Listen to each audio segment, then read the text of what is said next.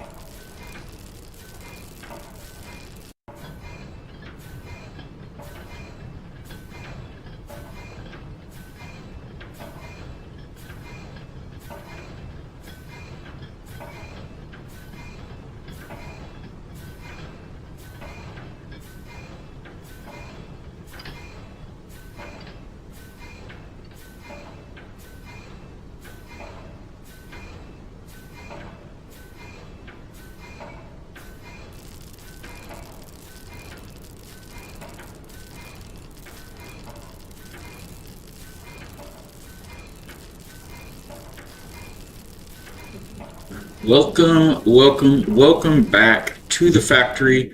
Good morning, everybody. I'm Balak. This is the factory. We're a family-friendly Christian variety game stream getting back into Space Engineers to round out the week. I'm so glad that you guys are all here. I hope everybody rested well and got all the rest they need. Hope you had a good week and you've got some fun or some relaxation, whatever it is you're after planned for this weekend. I pray it goes well for you all, and thank you again for being here.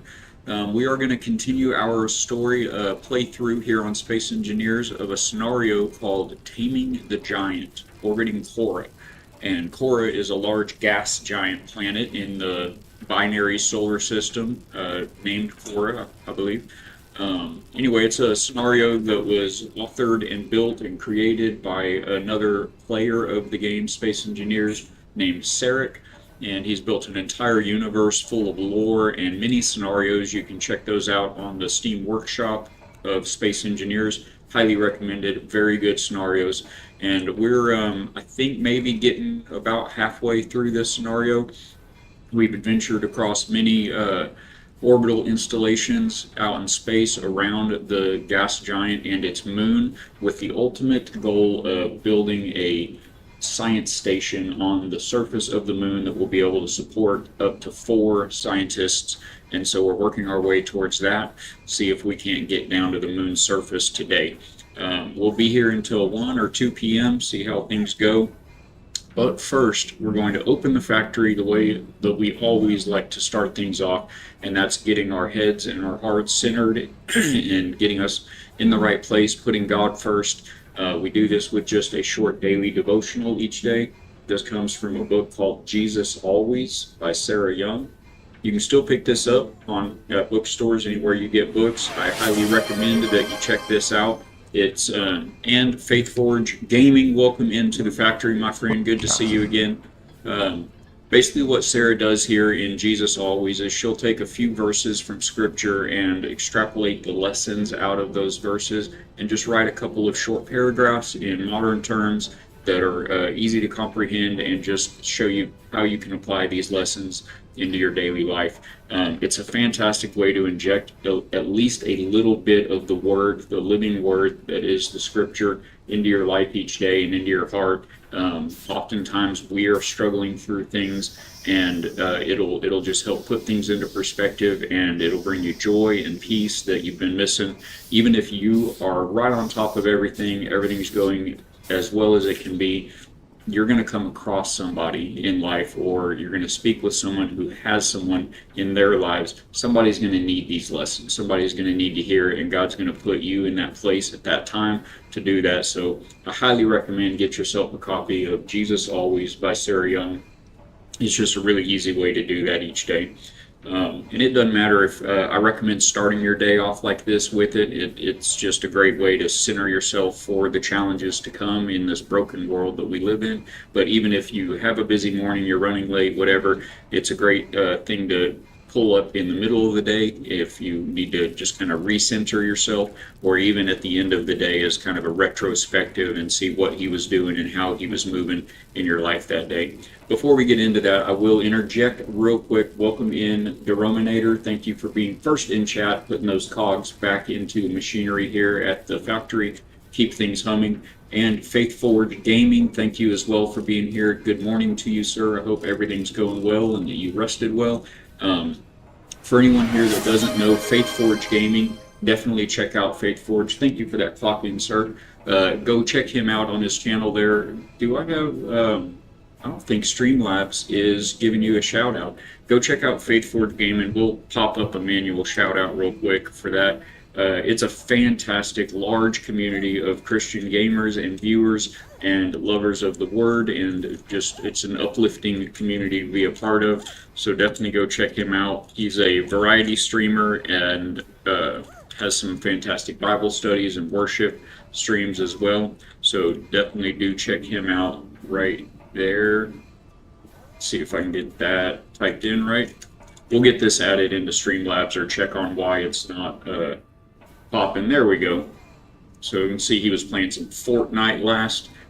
My pleasure. It's a fantastic place to spend time. I like popping in when I'm able to catch you online. Always a pleasure. Hey, Backcountry. Good morning. How are you doing, my friend? Welcome aboard. Welcome into the factory. Welcome back. I hope you've had a blessed week and have a weekend full of relaxation or excitement, whatever it is that your heart is after this weekend. I hope God brings that to us. It's good to see you. We are streaming for anybody out here watching on Rumble as well as on Twitch and YouTube. So wherever you need to watch us, be sure to hit the likes and the subscribes and the follows and all of the things. It really helps keep the factory going. We appreciate you going. Boxing From Rumble, good morning. Welcome aboard, Boxen, and all of your community. Welcome in, Raiders. Thank you so much for that first thing, early morning raid. We are just getting started, just swinging open the doors to the factory this morning. We're going to get back into some Space Engineers shortly, but we're going to hit a daily devotional first. We like to always open the factory with a little devotional and put God first, just put our hearts and heads in the right place. Welcome aboard, D20, Captain. welcome in. I'm sorry, I've got the puppy over here just whining. He's having a rough dream already. It took him about 2 minutes after the wife went to work to pass out and start dreaming. But yeah, good morning, D20, Boxing. Glad to have you guys in. Thank y'all for being here. I will throw this out. I hadn't mentioned it yet. We were kind of getting things finalized, but next month, no, October, in October, the middle of October, the 17th, I believe, we'll have some announcements coming up during the streams as we get a little bit closer, but we've been invited to participate and we're honored to accept a slot on the Faith Forge raid train that is going to be going on that Saturday. So be sure to set your calendars. Saturday, October 17th, we're going to just tour around all of the Christian content creator communities that Faith Forge has come into contact and met throughout the year this year. And it'll be a great time of fellowship and worship, camaraderie, some fun and games and Bible studies and all of the things. It'll be a great way to spend your Saturday on the 17th of October. So get that on the radar. Poor Buppers, yes, he has a very rough life, let me tell you.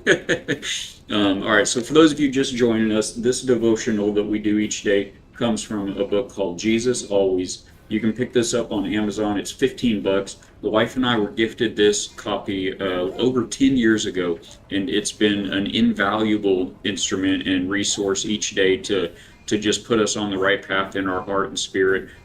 It's a broken world that we live in, whether it's looking at other people's lives, whether how good they are or how broken they are. It can get to us if you're watching the news and keeping up with current events. It can be scary and stressful, but God is in control. All the battles have already been won and fought by Jesus for us, and it's just a very important thing for your heart and for your well-being, your sanity even, to keep that scripture in your head each day. So this is where we pull this out of. I mentioned a moment ago, but Sarah Young just basically takes a few verses from scripture each day and writes a couple of short paragraphs in plain modern terms that shows you just kind of how you can pull the lessons out of that scripture and apply it to your lives or to those around you. God's going to put you across the path of people that need the word and need some hope and healing, and so that it enables us to just uplift him as he uplifts us. And Real ExoFox, welcome back in. You guys go check out Real ExoFox also. Playing Severance. I haven't even actually heard of that one. I'll have to check that out, Fox. Welcome back in. Thank you for being here. Guys, Fox has got a great community as well over there on Twitch. If you don't already know Real ExoFox, drop him a follow and catch his next stream. It's always a good time over there as well. Plays a wide variety of games and pretty talented at them, but very laid back, very chill. Murphy is okay, my friend. All right, let's dive into this devotional for today, the 8th of August, year of our Lord, 2026. Today's devotional comes out of Proverbs, 1 John, and 2 Corinthians. All kinds of qualities. I know all the cool kids are hanging out. Let's go. Backcountry, Faith Forge, Fox. Everybody's hanging out. Did I forget anybody? D20. Let's go. All right, so that actually we can throw in a little celebration. Get a bangarang going. Thank you for that. Very kind words from an absolute legend of a streamer. No, but thank you. Likewise, my friend. All right, brothers and sisters. For the 8th, the fear of man is a snare. A snare is a kind of trap, something that entangles you, making it difficult for you to escape. Fear of man involves being overly concerned about what others think of you. It's an unhealthy, ungodly focus, seeing yourself through the eyes of others. This fear can be crippling, and it is full of distortions. Other people's views of you are distorted by their sinful nature. Furthermore, it's almost impossible to know what they really think about you. When you view yourself from others' perspectives, you add your own distortions to theirs. As you strive to present an acceptable persona, you become trapped. When you realize that fear of man is motivating you, controlling your thoughts and behavior, come to me. At your request, I will forgive you for making others' views of you into an idol. I will help you break free from these entanglements. Affirm your trust in me and take time to enjoy my presence. As you forget about yourself and focus on me, your loving Lord, you grow increasingly free. Hallelujah for that bit of encouragement and word. It's so true. It's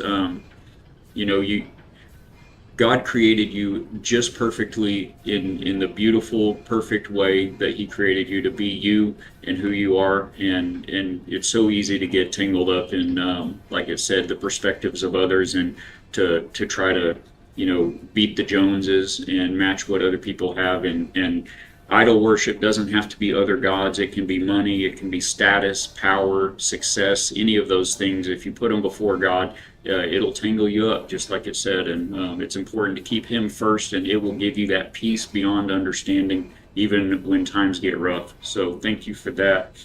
And this came from Proverbs 29:25 that says, "The fear of man is a snare, but the one who trusts in the Lord is protected." As well as 1 John 1:9 reads, "If we confess our sins, He is faithful and just to forgive us our sins and to cleanse us from all unrighteousness." And then finally, 2 Corinthians 3:17 says, "Now the Lord is the Spirit, and where the Spirit of the Lord is, there is freedom." That's a good song too. You guys check that out. So again, that just came from Jesus Always by Sarah Young. Highly recommend you guys check that out if you haven't already.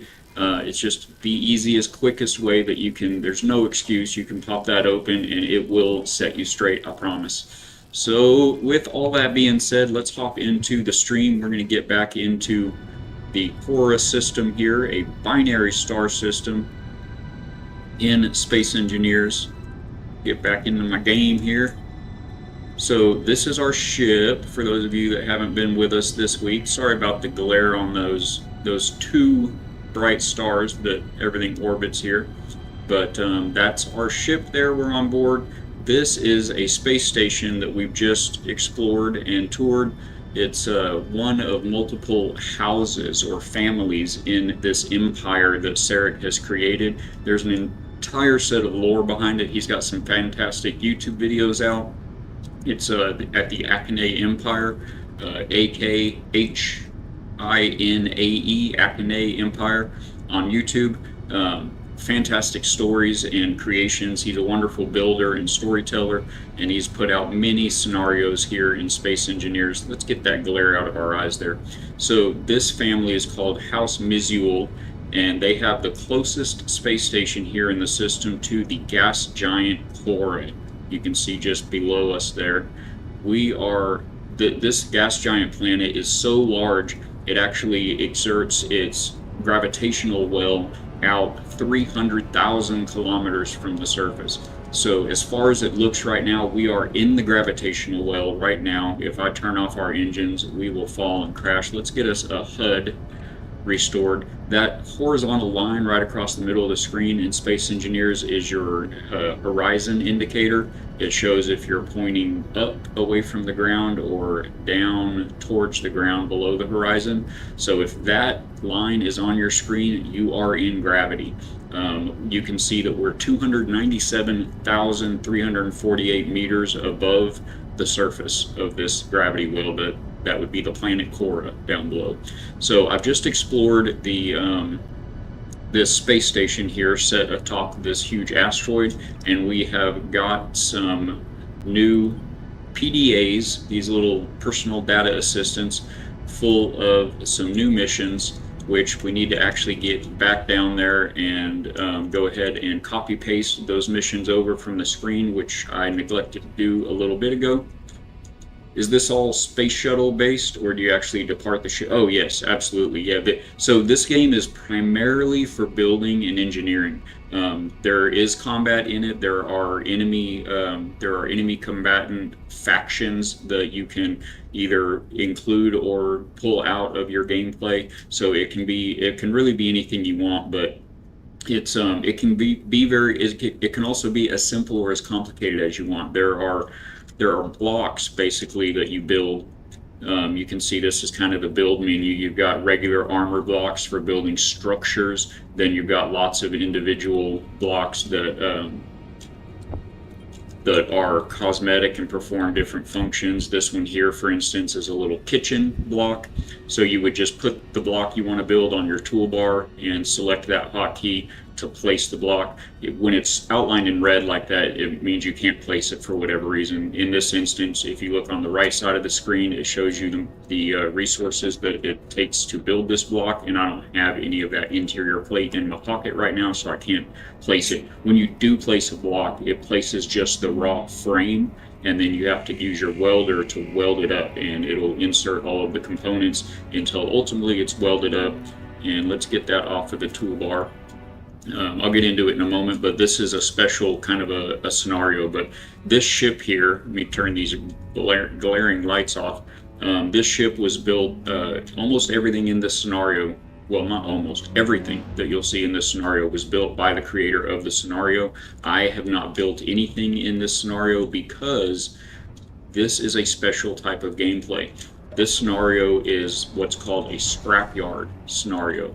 And it's kind of based on a different gameplay loop that instead of the traditional way of space engineering, which is to find points like this that read silicone right there. Let me turn my light back on.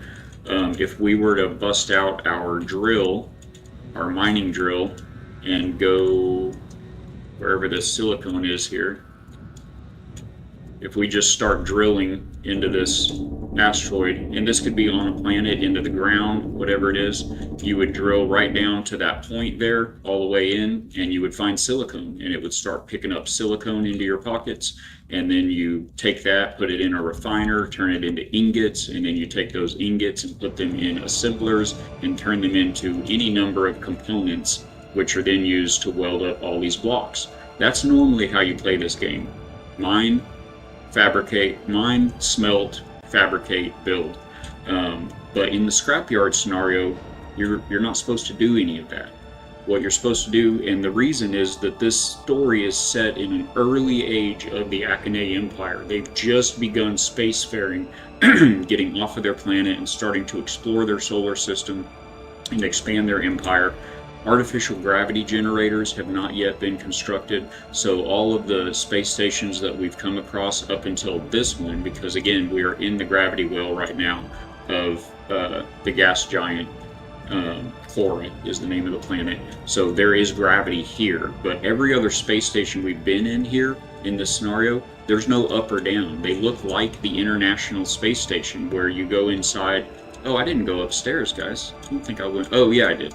Yeah, I talked to that person on the bench right there. They were happy to see someone not from around here.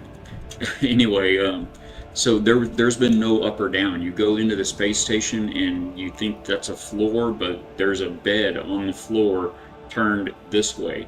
And you look up on the ceiling and there's a couch up there, or a bookshelf that you'd have to float this way and look at it and access it. So it's all built in zero gravity, kind of designed that way. It's been very cool. So no artificial gravity generators haven't been invented yet. Also, no jump drives. So this game has jump drives that you can build. They're very expensive to build. It's kind of a mid-game type of a block that you get when you start a new game in Space Engineers. But once you construct a jump drive, you can jump your ship great distances instantly. Without that, you just have to fly. And that's how this scenario has been. Lots of nice, peaceful, long flights through space. But yeah, absolutely, you get out of the ships. So a lot of ships are smaller, like fighter type ships or mining ships. Those you can build with just a block called a cockpit block. And you just look at that block and interact with it, and it gets you in the block. So you're in the cockpit to fly the ship around. When you exit, you just get out of it and you're on the outside of the ship. Conversely, you can also make larger ships like the one we were in a minute ago. You can build interiors of those ships. I mean, they can be really big. I mean, you can have hangars that accept smaller ships and entire assembly fabrication operations and everything on ships. Like this is a station right now, but it could just as easily be a ship. If we put some thrusters and a gyroscope on this thing, then cut it loose from this asteroid, it could become a ship. So anyway, you can build any number of things. It's a very neat game. And then these are NPCs. They're basically just blocks like that door or this wall. You can place an NPC block, and so they're static. The new version, Space Engineers 2, is out in alpha right now. We've got a few hundred hours in that. They've made a lot of neat improvements, and one of the most recent ones are AI NPCs. So this game does support one of the very coolest things about it. Oh, let me catch up on chat here. So kind of like a Subnautica in space, is kind of, but much more involved with the building. Much more involved. I mean, you can't build stuff like this in Subnautica. I wish Subnautica had better building, because you guys know me. I've got salt water in my veins. I love the ocean, but yeah, this game has. I mean, look at the. Like I said, the number of blocks that you can build in this game, it's insane. The biggest special thing about this game, though, is the mechanical blocks.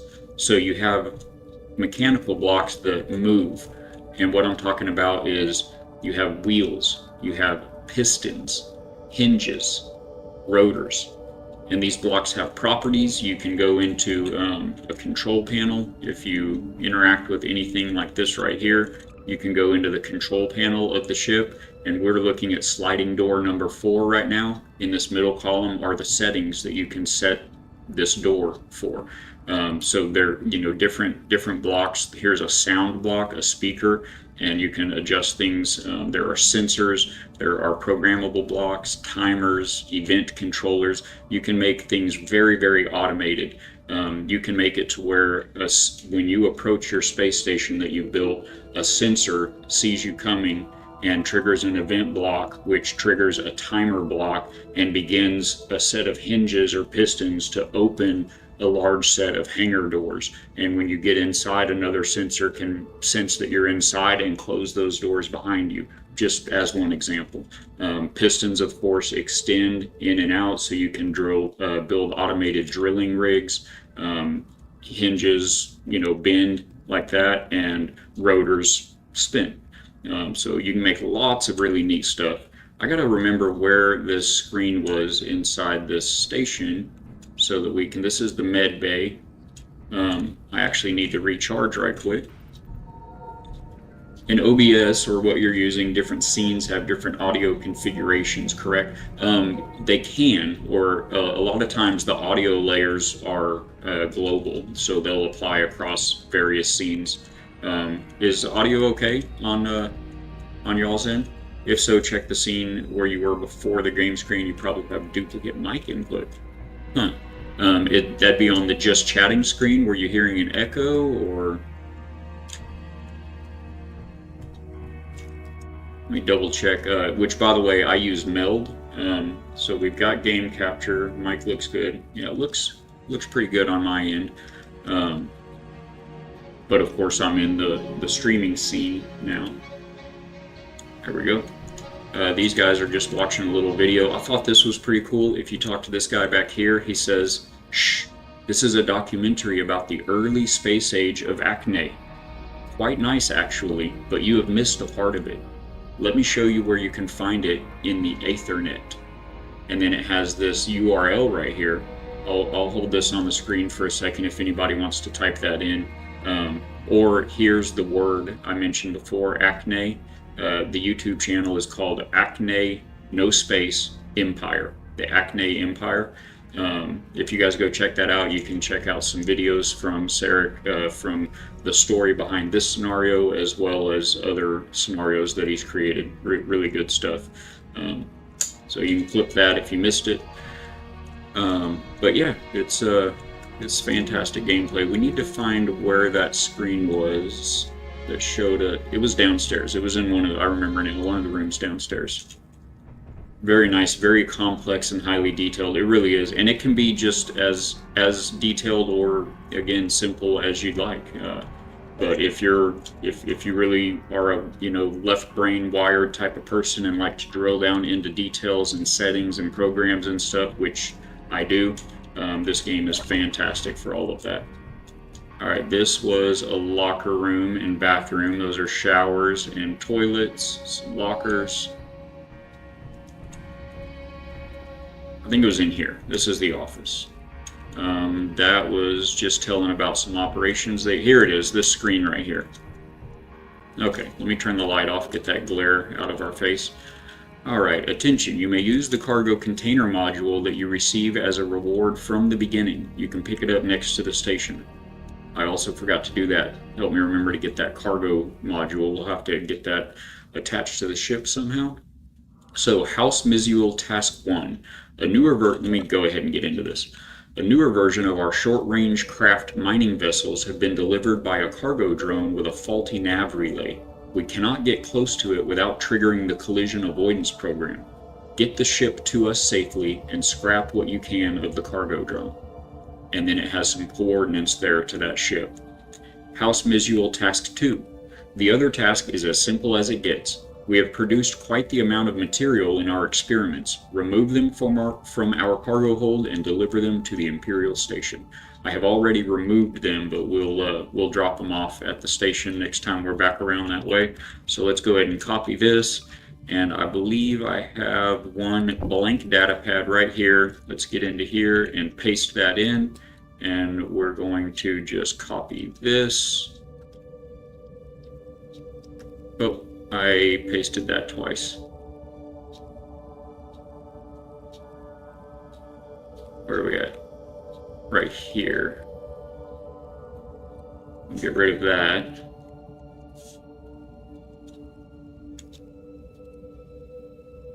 What have I done? Oh. Okay, take two.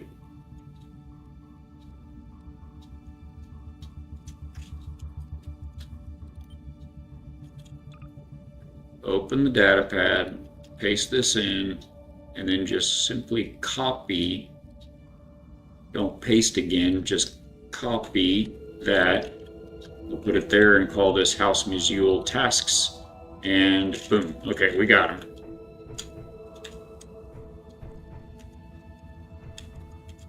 Masumane, welcome in. Welcome over on YouTube. Captain. Thank you for being here. Hop on the Uncharted server and build up to PvP instead of just explaining things for 3 hours. I appreciate the input and the suggestion. I'll just keep doing things my way, the way I do it. I play for fun, and I love the community that we've built up as a result of that. So we'll just just keep hanging out.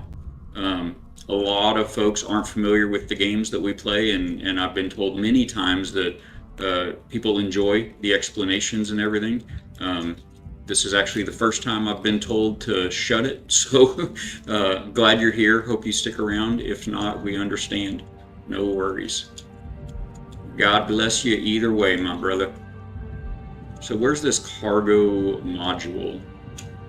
And also PvP isn't even really our thing. We very rarely do any PvP here at the factory. We're mostly about building in games, building each other up, building.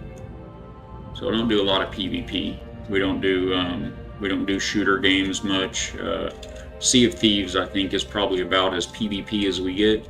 And I pilot the Jolly Otter in Sea of Thieves. So we're a friendly PvPer for sure.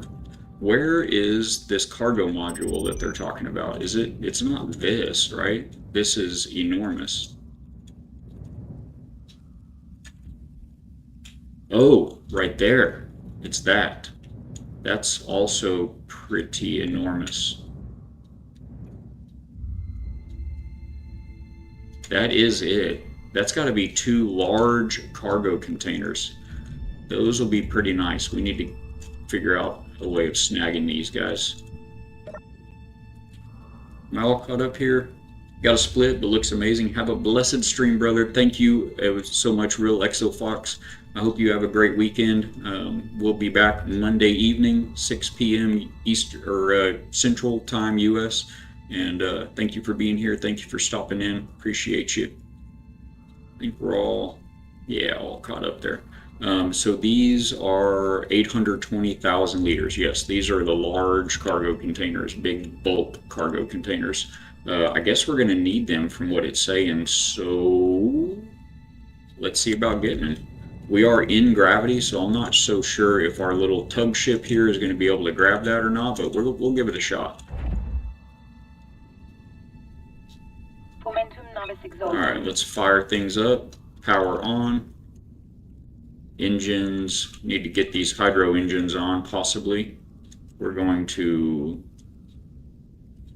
disconnect from the connector and try to immediately roll the ship. We don't have very much upward thrust, so let's try to roll the ship before we fall and crash.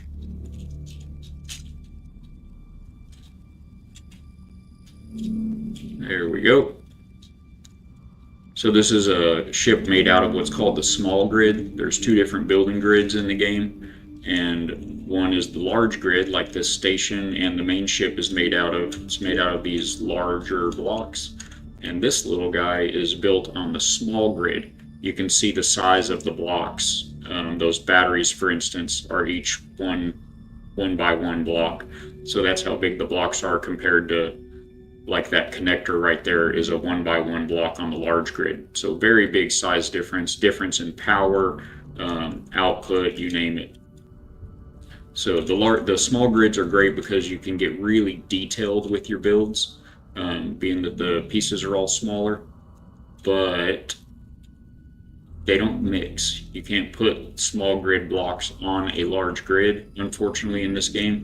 There are some workarounds, but it gets complicated and a little janky. The new game, Space Engineers 2, that's in alpha right now, has introduced a unified grid that you can put all blocks on each other. There's actually 4 different sizes of blocks in the new game, and it's amazing to work with. All right, so those landing gears there, those magnetic clamps are green. We are locked on, so we can try to pick this thing up, but I noticed a minute ago there's also a green large grid mag clamp right there, mag plate. So we're going to need to find a button to turn that off or to disconnect that before we can move this thing anywhere. I wonder if we can just find it in the control panel. Let's go ahead and access the control panel here. Look for mag. Oh, we're not going to be able to access it in this control panel because that's not connected to the actual station. It's just stuck to a mag plate. So let's open the control panel on this grid and we'll search for mag. Magnetic plate accesses are denied. So we need to find a button to actually release that. It did say we can have this at the beginning before completing these missions, so let's go find a button. Not missing anything as soon as we walk in. It's probably in that office, right? The commander's office. Or is that here? Nope. Here. No, that's the kitchen. Listen to this guy, though. This made me laugh this morning. Food simply tastes better in gravity. Comes out better, too, if you know what I mean. That makes sense. I feel I've never been in zero gravity, but I feel like that checks out.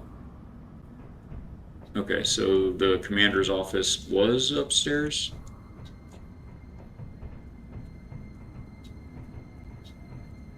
These are just small rooms.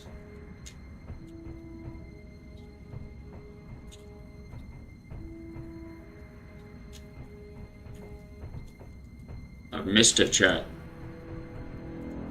Wonder if it's in one of these access panels here. Nothing in that one.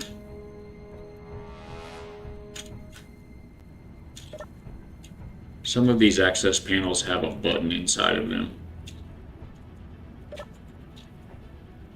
That's just a control panel there.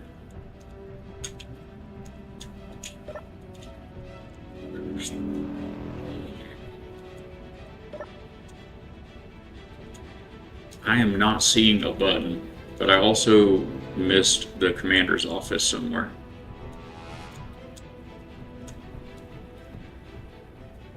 Excuse me, gentlemen.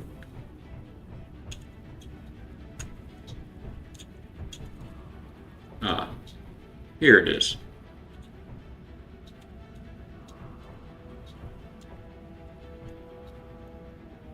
There are no button panels. I know it looks like there's buttons everywhere, but you just, after a couple thousand hours in the game, you just kind of get to where you know what looks like. So maybe we can access it from the captain's desk. Access denied.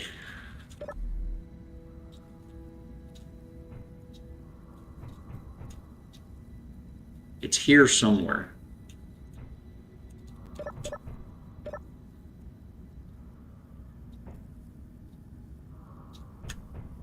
Guess I'm gonna go back outside and have a better look.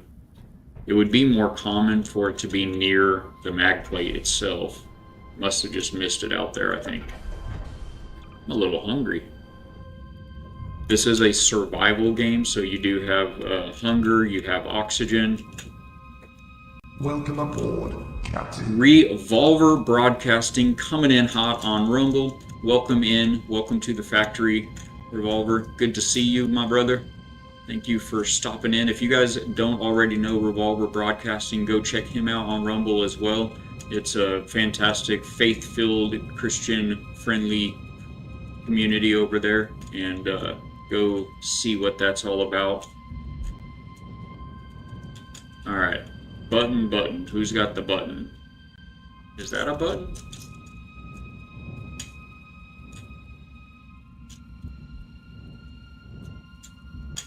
No, I don't think so. That's just some pipes. Danger. I mean, I will grind this thing off if I have to. I really probably shouldn't do that because it'll lower my standing with the faction. I mean, what in the world, though? It says we can has it.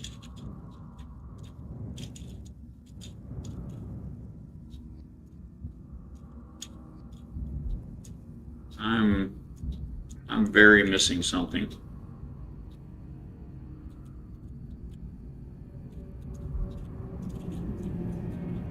That's an antenna, that's an ore detector. These are the large cargo crates. These are what is inside of that module. He just wrapped. Oh, actually, that's the new.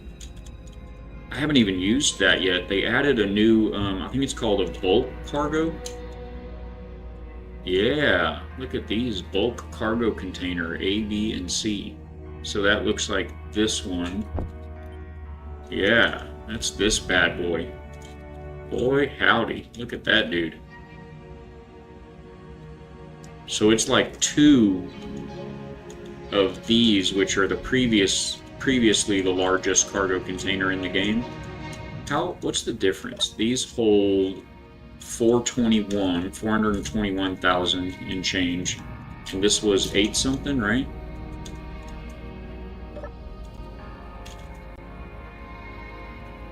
$820. So it's a little bit less space, just like 40,000 less space than 2 of these together. Is it the same size though as these? Yeah, it takes up the same amount of size. It's 6 by 3 by 3 blocks. So it's a little bit less cargo for the same amount of size, but it is one component, so that's kind of cool, I guess. I don't know if we can. I don't guess we can take this right now. Maybe if Sarah pops in, he has popped in on a few of these streams. We will ask him about that. How we are intended to take that, because I just not seeing it.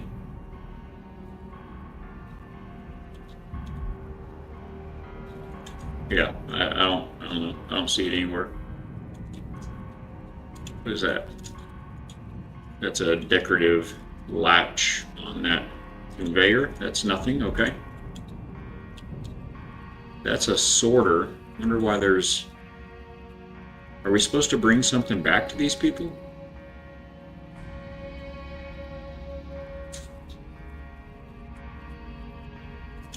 No.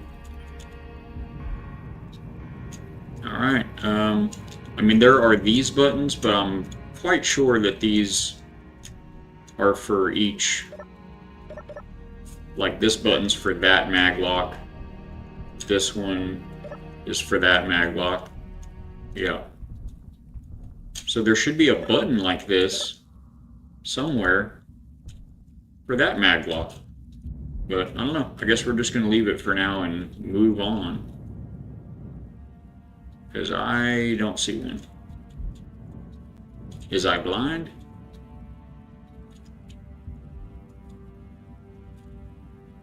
Yeah, I don't know. I don't see it anywhere. I mean,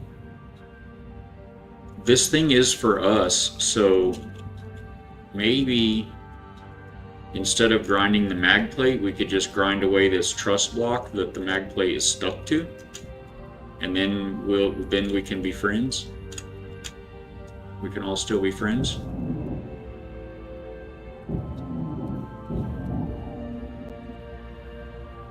Okay, that'll be fine.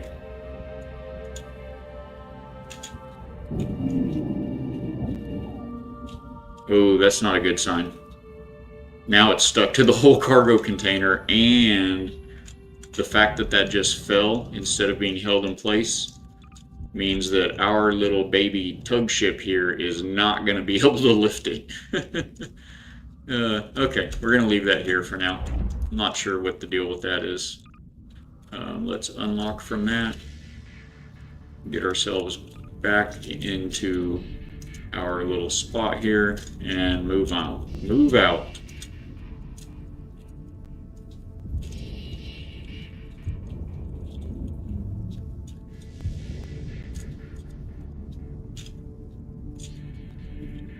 We're going to shoot for that connector right there. Should be roughly about here. It'll kind of suck us in when we get close enough. Okay, I missed it. I think I'm too far back. Too far forward. Too far somewhere. Okay, I've got to cheat. Oh, I just wasn't down far enough. I was right there. Alright, lock that up. Shut this ship down. And let's, I parked that backwards. No, I didn't. It's good. It's all Gouda.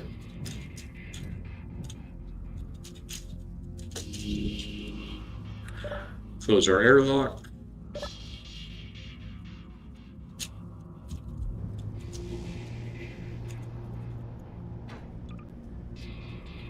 We've got a few components to drop off. I'm going to throw these these little plushies that we found in the box here. Actually, you know what? Let's stick them out somewhere. Be all right. So we've got that dude.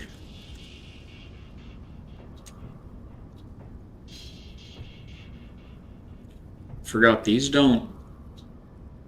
are small grid blocks, so if I put it down somewhere in here, it's not going to be attached. It's just going to be free floating around, and when we start going really fast and then slow down, it's going to fly around and break something. So belay that order. We're going to just stick them in the locker. We could put it on the small ship somewhere, but there's no walkable space in that small ship, so we'd have to just like stick it on the outside somewhere or something. Alright, hide empty containers. We've got a few components here in our pockets. I'm going to drop those off. There's some of those. There's some small steel tubes and some interior plates. User named Twitch Random. Will you be beating the game? Not today, my friend. um, the scenario, this particular scenario, I do hope to at least get to the final uh, task in the scenario, but I doubt we'll be completing it. Where am I going even? Beating the game though, I don't know that there's really an end game in Space Engineers. If you play the vanilla game as it sits without downloading any additional scenarios or ships and bases from the workshop, which you're missing out if you don't. But if you play the game in that manner, I guess the end of the game would be there's a faction called the Factorum that have incredibly advanced technology. They're blocks that have much higher stats than the same blocks that aren't Factorum. They're called Prototech blocks, and I guess you could say if you were to go to all of the unidentified signals that lead to the Factorum bases and ships, and you defeat all of those and get all of the prototype blocks and build something with the prototype blocks, I guess you could say you beat the game. But the game never ends. It's a builder's game, and it's endless. It's you play it until if you play it until you get bored, you won. I think that's kind of the thing. Thank you also for getting those cogs back into the machinery here at the factory. You've got the verse of the day. Let's go, and the third in chat. What's today's verse of the day? And we all, with unveiled face, beholding the glory of the Lord, are being transformed into the same image from one degree of glory to another. For this comes from the Lord who is the Spirit. 2 Corinthians 3:18. It is a good one. Every day, little by little, we're getting better. We're getting transformed in His image. That's so good. Such a great reminder. Good to remember. A huge fleet, several huge fleets. Yes, bases, fleets, ships, rovers, vehicles, ground vehicles, tanks, big old mechs. You build whatever you want to build in this game. It's endless. Okay, so what are we doing here again? We're gonna try to get close to this. Okay, so this drone that we're gonna go after here, it's a mining vessel actually. It is going to have a sensor on it that when we get within a certain distance, it's going to start moving away from us. These can be really pesky to get a hold of. We're going to have to get close enough, set our dampeners relative to that ship so that without pressing any gas, we just keep pace with that ship, and then add a little gas and close the distance some and try to get up to it. It's going to be moving the whole time through space. Try to get up to it close enough to where we can find and disable the AI block or the engines or the battery or something to get that thing to stop. Preferably not the battery or the engines, because that will just that won't actually get it to stop. So I'm not sure. I think we want to probably do this.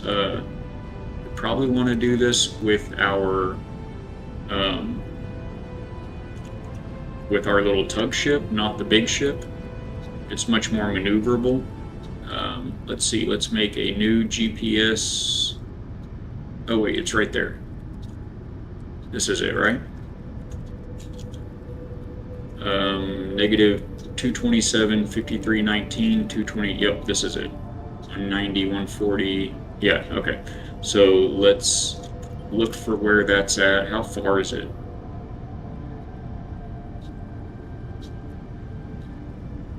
Oh, I turned off the signals. No names, okay. Oh, it's only 11 clicks. And it's 11 clicks out to space. Let's go get that. Actually, I think I'm just gonna leave the ship here. We're just gonna take the tug up there. Oh, that's a cool ship. Thank you, my friend. We have done our part, but the basic design of the ship here is, as I mentioned a little bit ago, I think it was before you popped in, but everything in this scenario that we're playing through was built by the creator of the scenario, because this is what's called a scrapyard scenario. You're not supposed to, it's all just, based on the honor system, but you're not supposed to mine and fabricate and build yourself.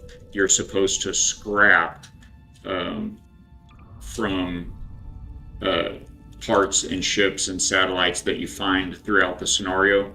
It has a couple of mods loaded in that allow you to unattach, to grind away a block from the grid that it's a part of, and then there's another mod that lets you basically telekinesis manipulate those blocks through space, and you can reattach them to your ship.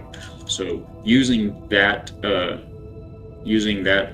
process, we've taken that ship and kind of rearranged it and put it back together in a manner that suits us. But it was all built by Sarek of the Acne Empire on YouTube. So you can build yourself if you find the parts and scrap specific parts you want. Yeah, kind of. Actually, it's pretty interesting. It'll just take a second. Let me just show you guys what I mean by the words that I say here. Actually, we better get out of... Do you see this little horizontal line on the screen? Right there? Let me get out of the sun. That line is the horizon line for that planet. This series is called Taming the Giant, Orbiting Cora. Cora is that gas giant planet right there. If you have this line on your screen in this game, it means that you are within the atmosphere, or at least the gravity well of a planetary body, a solar body. In this case, it's that gas giant planet below us. So that means gravity is affecting you. If you don't have some means of keeping yourself where you're at, some kind of thruster or inertia dampener or something, you will begin to head towards the surface of that planet. We do have an ad popping up over on Twitch, guys, in just 3 minutes. Appreciate you guys supporting the factory and hanging out through those ads. We try to run them and keep the pre-roll ads off for new people popping in and everything. Does your big ship have any weapons? Yeah, there are a lot of weapons. I mean, dozens of different types of weapons, both personal weapons and ship and base weapons in the game. That particular ship has one small Gatling turret with the idea of being meteor defense. If a rogue meteor were to be coming towards the ship, it would target that meteor and break it up before it... Oh gosh, we're only 1 kilometer away from it. Hope I can stop in time. Oh yeah, we're fine. Oh, and just like that, we just escaped the gravity well also. I don't see the horizon indicator on the screen, so let's go ahead and show you. If we get any closer to that thing, by the way, it's going to start running from us per the task list. So let me go ahead and show you how this works. So you haven't scrapped a warship yet. Yeah, there is one ship in this game that it's actually right down there a little bit, that is loaded with missile launchers, rocket launchers, big Gatling guns, some artillery turrets, things like that. The game, this particular scenario, it's not a combat scenario. Sarek has made some amazing, fantastic combat scenarios, but this isn't one of them. So there won't be much, if any, combat in this one. The only combat I anticipate is on this task, not here. Where is it at? This mission. Theron Mission 3. The Theron is the name of the warship that I just mentioned that's down there in low orbit. This is a classified mission. There's an additional Pioneer section, that's a satellite. We would like you to dismantle quietly. No reports, nothing to your medius or beneficius. You may retain any salvage you get from this. There might be active anti-boarding measures on the unit, so be prepared. So there are going to be Gatling turrets, anti-personnel Gatling turrets that are going to be on that grid. And so as we approach it, they're going to be targeting us. We're going to have to use probably a rocket launcher and blow those dudes up. But other than that, there won't be any combat in this scenario. All right, so the way this scrapyard scenario works is there's a mod that lets you do this, detach mode. You grind away, and now that block is no longer attached to this grid. And then there's another mod that lets you do this and grab a hold of blocks and manipulate them around. You can rotate them, move them, zoom them in, zoom them out, like this. So you detach a block from a ship that you're salvaging, for instance, like this battery. I want to put it on our little ship. So then you use this block. It's called a weld pad. Oh no. Balak, I have empty pockets. I don't have any pockets to build this weld pad. So we just lost our battery. So you would build this weld pad on the ship where you want the thing to go, build another weld pad on the thing itself, and now I'm getting fried with radiation. Where are the suns at? There they are. Let me get in the shade for a second, in the shadow of my little ship here. This is what your engineer looks like. You can play the game in third-person perspective also.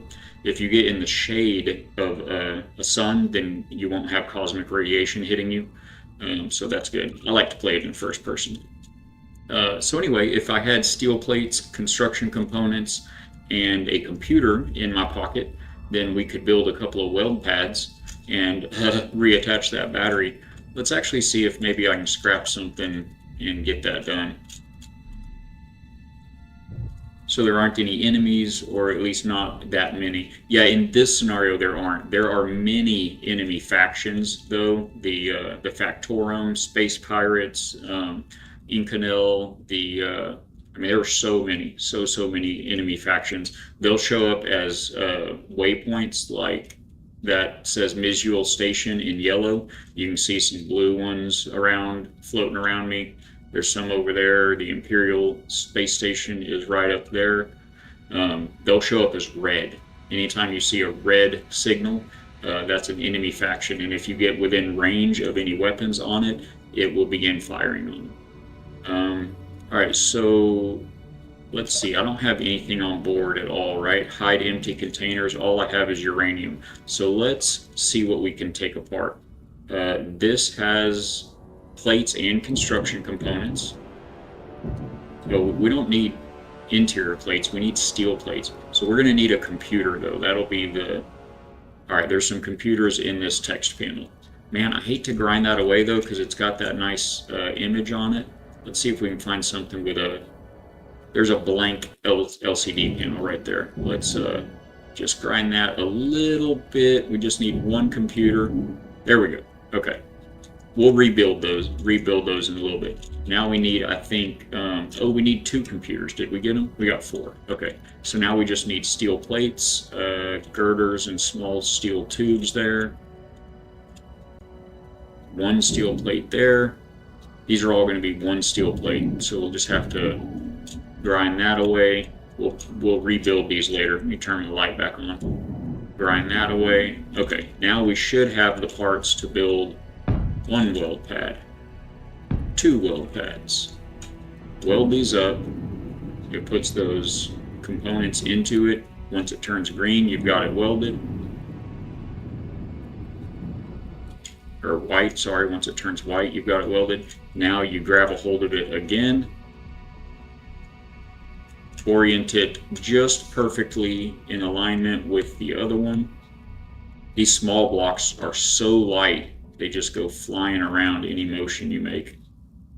And then once you get it close, you'll see an indicator on the screen. Weld pad distance 0.14 meters, axis 98%, 98.5%. So let's rotate those until the axes say 100%, like that, and bring it on in. And once you get it close enough, boom, it'll weld itself together. Those weld pads disappear. And now that thing is part of your grid. So that's how you build in this scenario, the scrapyard scenario. Just got back from a WD, from a, I don't follow you. I don't know what the WD is there. Random. All right, guys. So we're gonna need to think this out a little bit.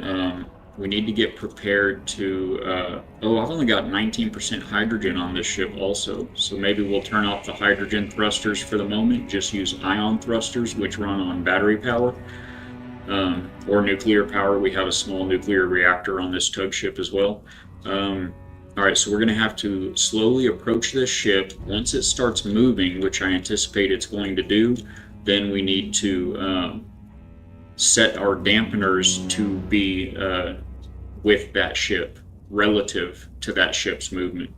Let's take a closer look here. We have a forward-mounted camera. We can zoom in and see what we're dealing with here. We're going to want to grab it with our clamps as soon as we're able to, so that we'll be able to stop it. It looks like I probably want to approach it in this orientation from that. Let me zoom out a little bit from this side over here. So let's get out of that and into our cockpit. We're gonna kind of skirt around. I don't want to get very much closer. I don't know how close I'm going to be before it triggers and starts running away, but I want to get around this other side of it here.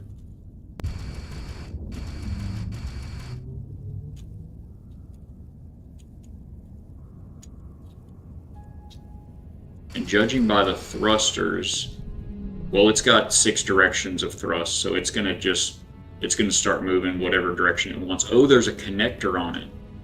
Maybe we can just connect to the connector.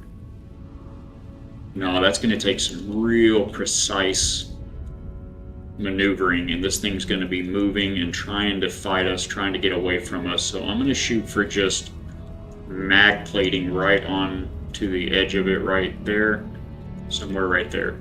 So let's go ahead and come up so we're kind of got a square run on it.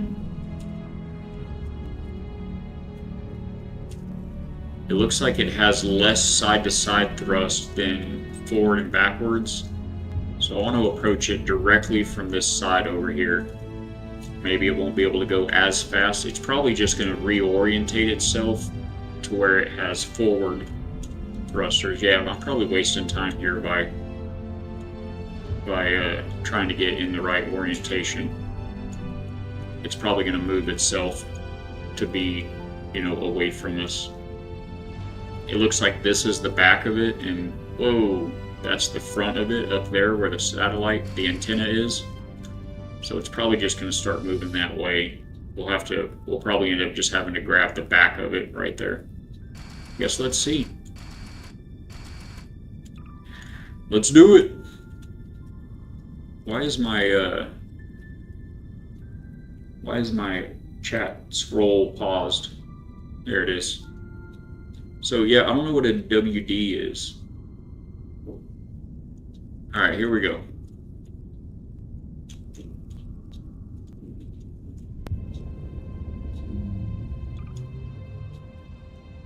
Dampeners off. We're coming in at 19 meters per second. We're already 500 meters from it. It's not moving yet. 400 meters.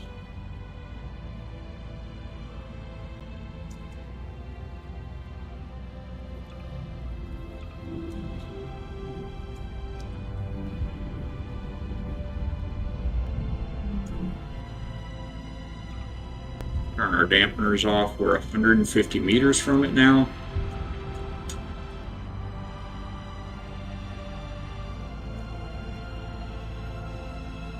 Okay, dampeners on. Dampeners on. Oh, guys, that was bad. Dampeners did not turn on. And my camera's frozen right here, so that means I just blew up my cockpit. Oh, that was very bad, y'all. So bad. Oh no, I think that's a fail. We didn't die, but that's a fail. Can I stop this?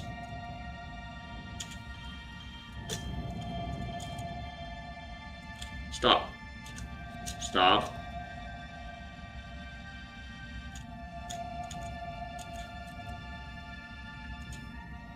Two meters per second. We're still moving. 1.5 meters per second. I'm pressing against this with my jetpack here, guys. Trying to bring it down to a stop. 0.5 meters per second. 0.4. 0.3. 0.2. Whoa. So it's still drifting very slowly now, though. See if we can stop it. Stop.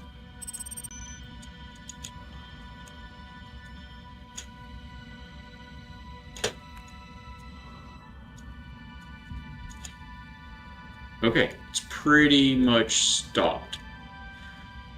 Oh, man.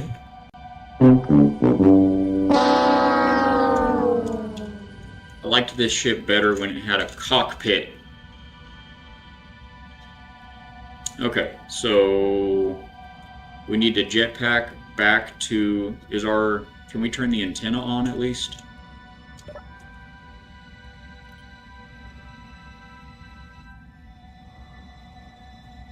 Where's the antenna here? It's not called antenna, it's named the name of the ship. Oh, is that it? Yeah, there it is. Cora Apis 4. Turn that on. Okay. So we've got a signal on it here. Let's head back to our ship. Bring the big ship up here. Kind of want to get over here and know what this was about, but I'm afraid it's going to start moving. I mean, if it didn't move when we just slammed into it, uh-oh. I'm getting radiation poisoning here. This will remove 30% radiation over 30 seconds. Yeah, we're gonna get radiation poisoning and die. All right, I'm gonna head back to our ship. Go full speed. Turn off our dampeners. Now we're just floating through space without burning hydrogen. Oh man, what a bummer.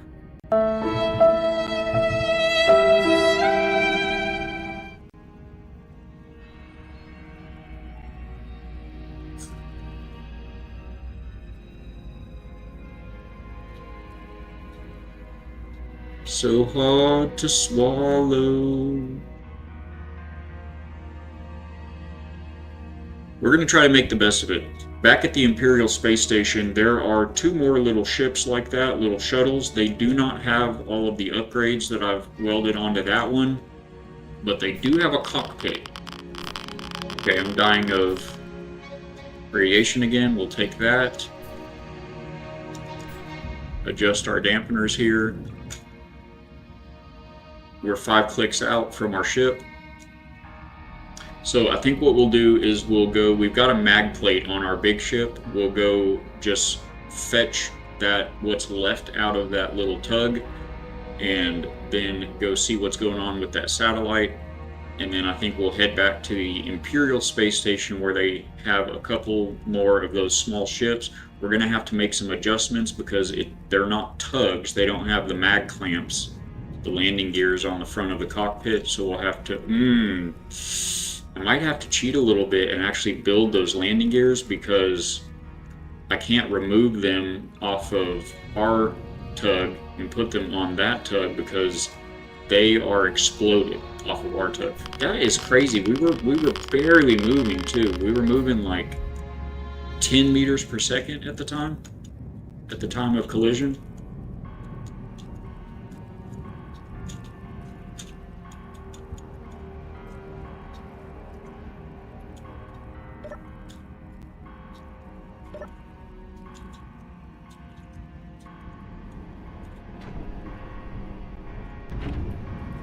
Alright.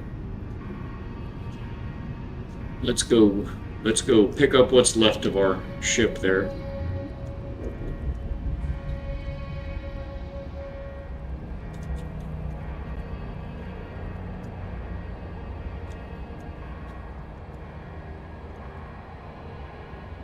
I have some killer hydrogen thrusters, but I don't really want to waste the hydrogen. We're going to have to go do a lot of operations in low orbit of the giant Cora, and that's going to take a lot. We're going to be burning a lot of hydrogen down there, so I think I'm just going to stick with the ions right now. They are slower to accelerate and decelerate, but we've got more time than we have hydrogen.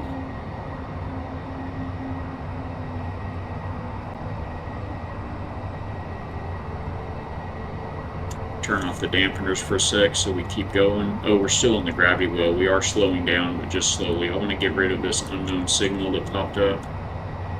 Those are just small little, like, mini satellites that will pop up and spawn in every now and then. You can go grind them down for resources, and we'll have a small cargo container that will have a little something in it.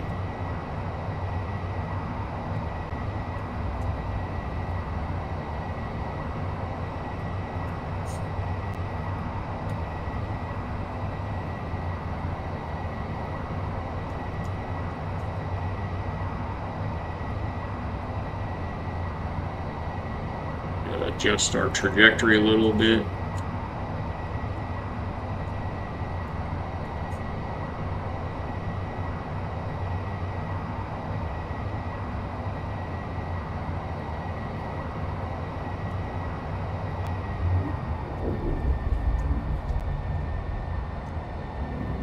let's go ahead and start slowing down. We're getting pretty close.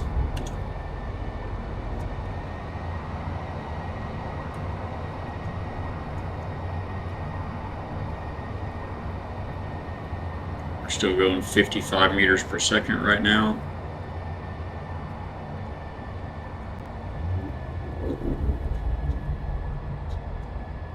Oh, I can't believe I slammed into that thing.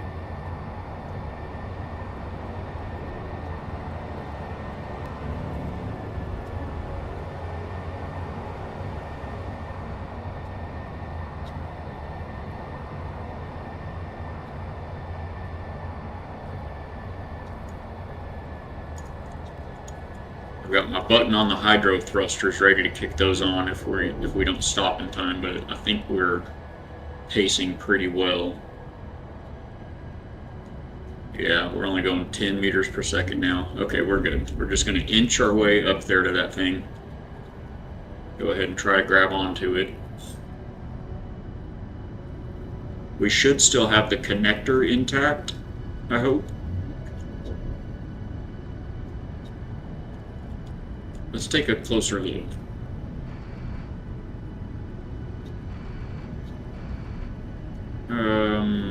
That's a neg.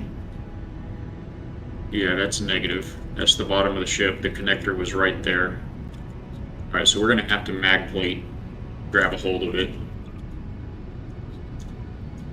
Where's that other thing? I want to keep my eye on that other ship there in case it starts taking off. It was supposed to be a mining ship, it said, I thought, but it sure doesn't look like a mining ship. It's a transport. It says right there, transport. Didn't it say it was a mining ship? A newer version, short-range craft mining vessels. Transport. So it says mining, but then it's a transport. Okay. Maybe it's just not outfitted for mining yet. Okay. Let me remind myself where my mag plate is.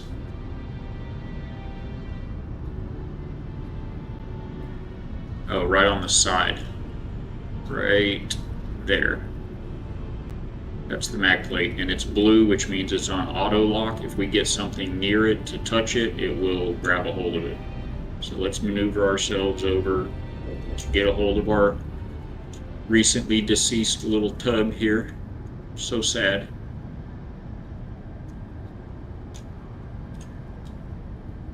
Oh, we're so close to that other one. I guess it's not moving.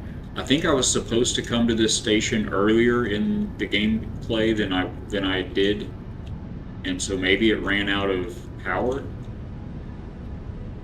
I don't know. It's pretty uncommon for Sarek's scenarios. I'll have to remember to let him know that the visual transport did not run from me as anticipated.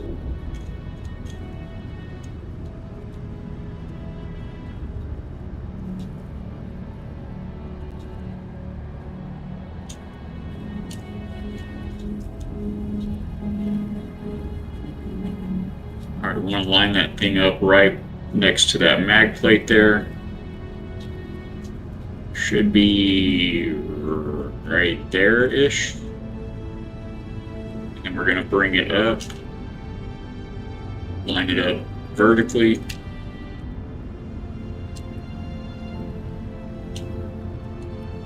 Should be right there-ish. There. And now we just have to close the distance, right?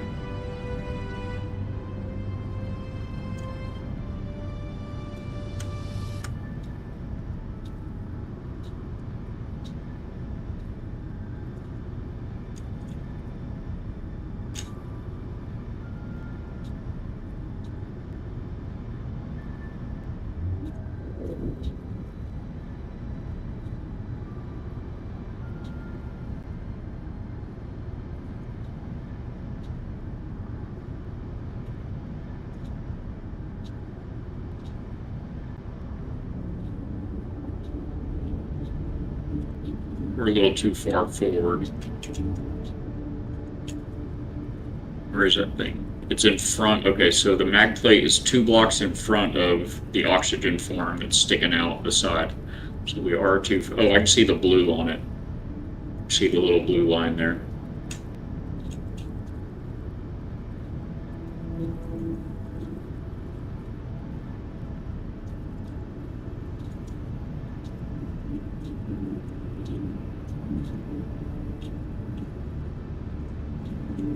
I'm gonna get rid of the HUD for a second. That all those words are kind of in the way.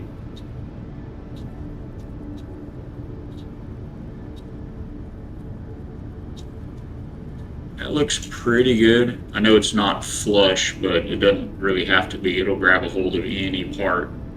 What we don't want to do is bump it before we get into contact with the mag plate, because it'll just start floating in space, and then things are very hard to get a hold of.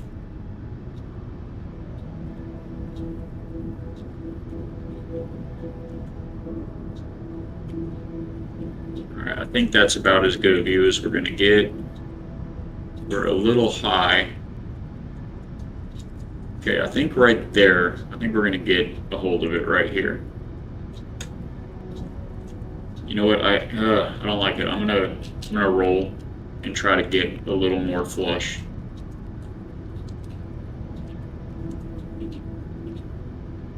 Try to get a hold of it a little more square. Okay, that looks pretty good. That looks pretty good, guys. All right. Hold your breath.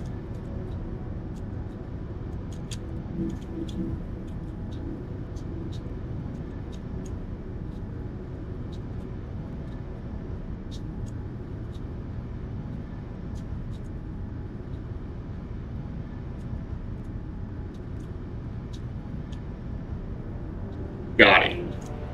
Turned green, means we got it. Now it comes with us, right? Yes, okay. We've got our wrecked tug attached. Let's go turn off the power to it so that those thrusters aren't working against us as we're trying to fly around.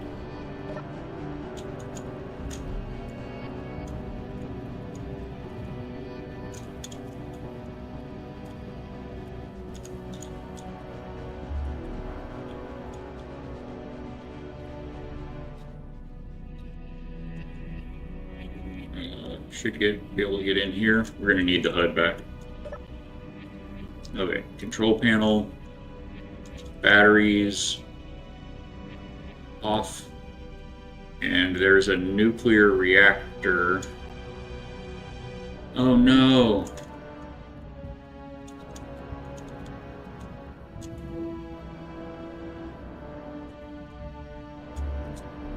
We lost the nuclear reactor too. That stinks. Now we're back to battery power only on this thing. I ran out of power on this like a couple of different times. Alright, so it's all shut down. The thrusters won't be working against us. So what's going on with this? What is going on with this? It's possible I'm going to really mess this up, so we saved right here in case we lose.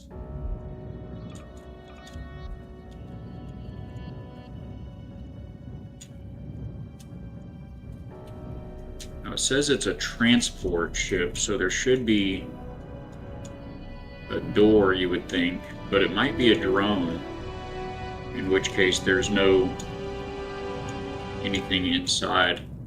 Oh, you see that little box right there floating? I bet that's got my uranium in it from the nuclear reactor. Yep, there's what was left of my nuclear reactor. What a bummer. This thing is clearly not out of power, but it's also not running from us.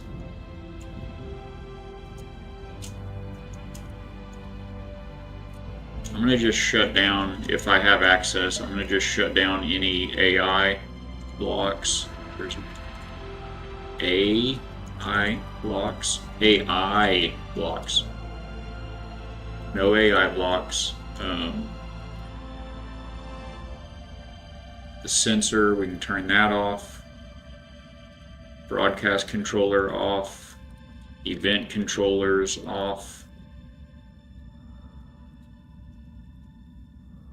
Programmable block off. Remote control.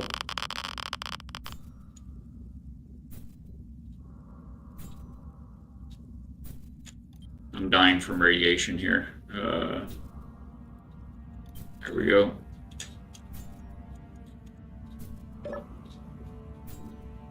Remote control.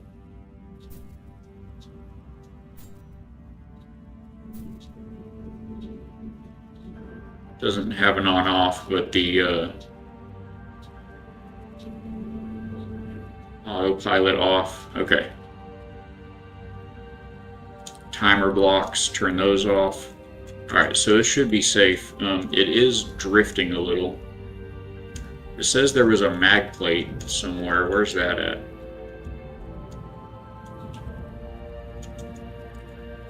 There's a button panel. What's the button do? Do we push the button? Set up panels buttons. Okay, not set up. Yeah, I think this one might... Oh my gosh, with the radiation. I'm just taking a shot. Anti-radiation med kit.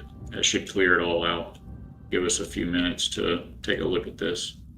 I'm not seeing a mag plate.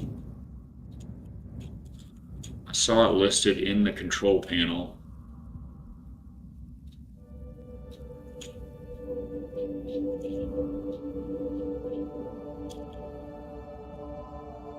I'm blind again.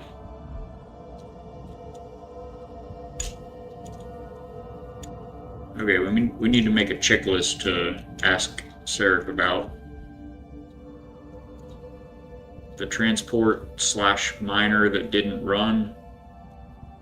The cargo module that was locked to the station. There, I don't see a mag plate in here.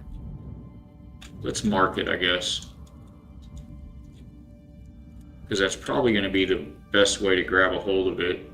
Magnetic plate, show on HUD.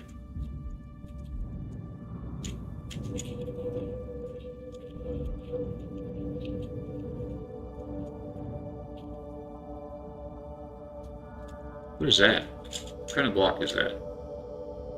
Oh, it's a magnetic plate. It's like built-in flush and it looks different. Normally they're just smooth. Okay, anyway, that's a magnetic plate. Is it set to auto lock?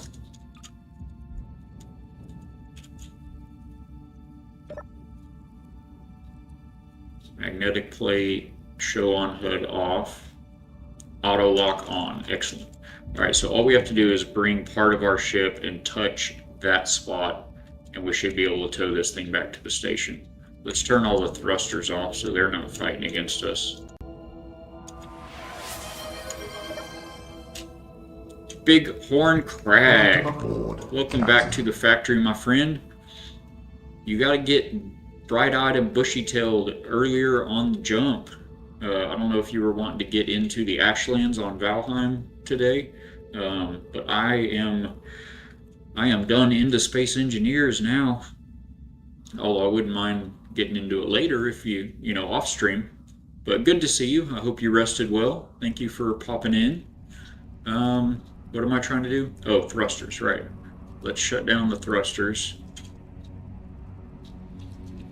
We'll select all thrusters, toggle off. Okay. Where's our ship? There we go. I'm game? Nice. Very cool. We'll do that. When the wife gets off work today at 2 p.m. my time, it is currently 10:30. So when the wife gets off at 2, oh, and we've got ads running on Twitch. I think Bighorn, I think you got a sub actually, Bighorn, right? Oh, nope, you're in an ad. I thought you caught a gifted sub yesterday for some reason.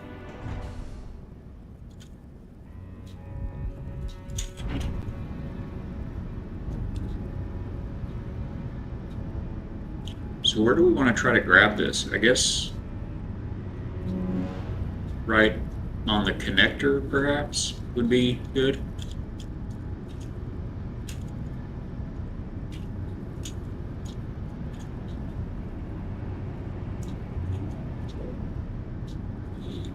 Guys, we have Twitch Gearbots in ads for 30 more seconds, so I'm going to kind of hold position right here for a minute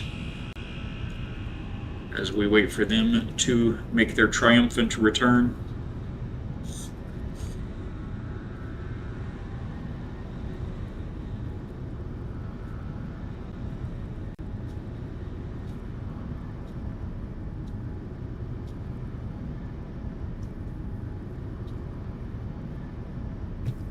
Oh, I just realized I still had my camera off from our enjoying the scenery a little bit ago. My bad. Welcome back from the ads, Twitch. Thank you guys for hanging out and supporting Factory. Marked safe from AIDS. That's funny. Yeah, so the wife's going to be getting off at 2 o'clock today. My time, it's 10:30 right now. She'll be getting home at 2, or very shortly after 2. And then her and the boy are going to go run a couple of grocery errands. I guess he was needing some stuff as well, so he's going to go with her. That would be a fine time to dive into the Ashlands if you're down around then. Mischief Muggle, Welcome aboard. welcome back into the factory, my brother. How are you doing today? With the dance moves, let's go. Getting those chat numbers up on Rumble. I appreciate your help. I appreciate your support. How was your stream? Try to get some shout outs going for the Rumble streamers, the Rumble Gearbots that pop in with me. Need to make a custom Rumble message. Man, this thing is going to drag me all over the place. That connector doesn't really quite go down. Is this the side with the mag plate, by the way? I think it was. I think it was this side. Yeah, I'm gonna have to grab it like at an angle like this. I think it's gonna be dragging us all over the place while we're flying, but let's just try to get as square as we can to it.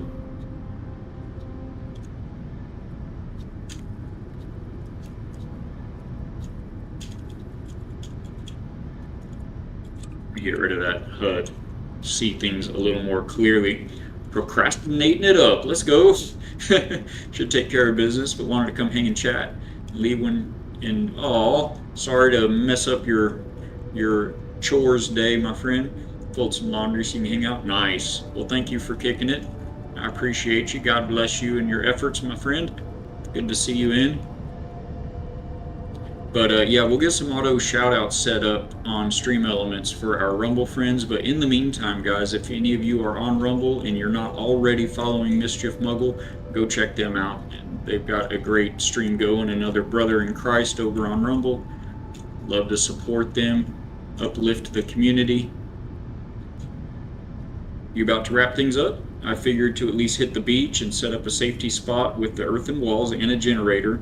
You have other things going on midday. You know what? I'm actually down to switch it up, Bighorn. We could just do that. Let's did we get a hold of it? It didn't stick to us. Oh no, it didn't stick to us. I bumped it, now it's moving. Try again.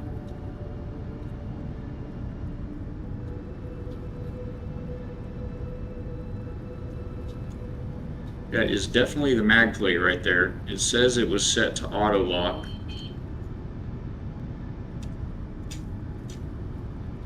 It is not auto locking on us. It's not grabbing us. Okay, plan B. We're gonna grab it. Where are we gonna grab it? I don't really have a good place to grab it. I guess we'll go for a side thruster. We'll go for that ion thruster sticking out there. Yeah, let me get a hold of this, Bighorn. If you're down, we'll just switch over right now. What do you guys think on stream? Are there any? I don't think anybody is die-hard tied to the Space Engineers at the moment. I think we're gonna switch gears and jump into some Valheim with our good friend Bighorn Crag and go storm the beach of the Ashlands. You said you had a portal set up on one of the spires nearby, is that right? So I can get there to you? Alright, I think we're clear to back it on up here. What was that beep? Oh, radiation resistance beginning to fade. That's fine. Let's get rid of that HUD again. I wish I had a little sun for this operation. Our alignment is a little off. Let's straighten it out. Okay, that looks pretty good.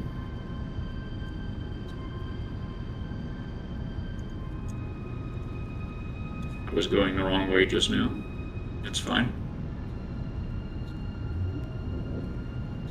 Alright, our mag plate is just forward of that green cylinder sticking out of the side of our ship right there.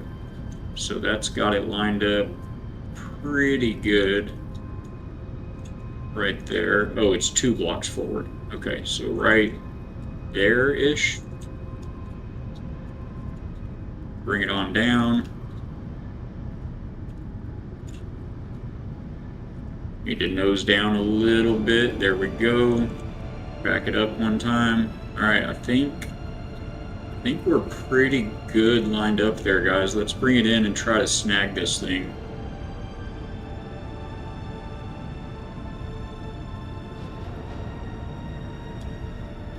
We drifted off a little bit. There we go.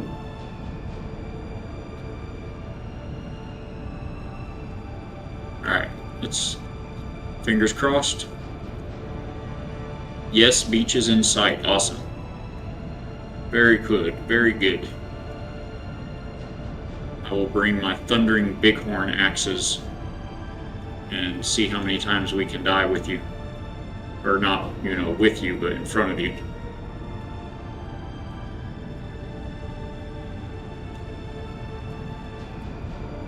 Hope this works, guys. I don't want that forward thruster pack to run into the front of this ship. It's getting a little close for comfort. Oh, the O2 farm just bumped the strut sticking out here at the top of the screen. Am I above it? Okay, I'm above it now. The ship is moving. It's drifting slightly now. Need to hurry up and get a hold of it.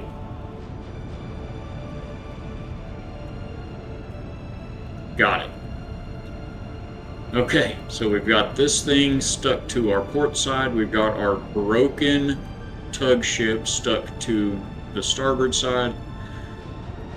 And, okay, so next time we're going to go back to... Get that HUD back. We're going to go back there to the Misuel station in the middle of the screen and deliver this rogue transport ship here. And then we're going to have to go back to the Imperial station in Cora's orbit to try to piece together another tug ship. So a little bit of a setback, but it's okay. We're loving it, having all the fun. Also, it's right about that time for me to take a quick break, so I'm going to take 5. We're going to switch games, come back in with Valheim for any of you veteran Vikings out there. We'll see what Bighorn's got going on and try to set up a stronghold. Yeah. And in the meantime, I'm going to throw up a quick break. We're going to put on a Forge Bible Bot word game for you guys. It's just a word scramble game. You just type into chat words that you can make out of the letters on the screen. There are numbers in the corners of some of the letters that will show you that there are more than one of those letters available. So you can make, you know, like loose if there's a 2 on the O. and you just get points for making words. And there's a hidden Bible verse locked behind each round. They're 5-minute rounds, and if you guess the special padlocked words, you get big bonus points. Those will be words pulled from within the verse, and when the round's over, it'll show you the verse. And y'all have some fun with that. Give me just a few minutes. We're going to switch it up, get on to Valheim, and we'll see you shortly.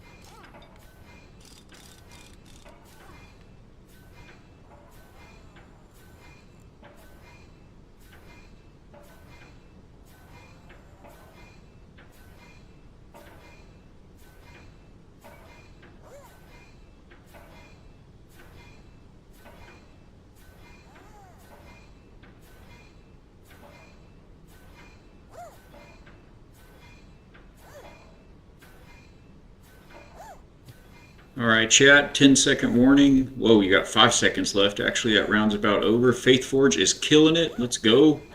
We are going to end this after this round. If we confess our sins, he is faithful and just to forgive us our sins and to cleanse us from all unrighteousness.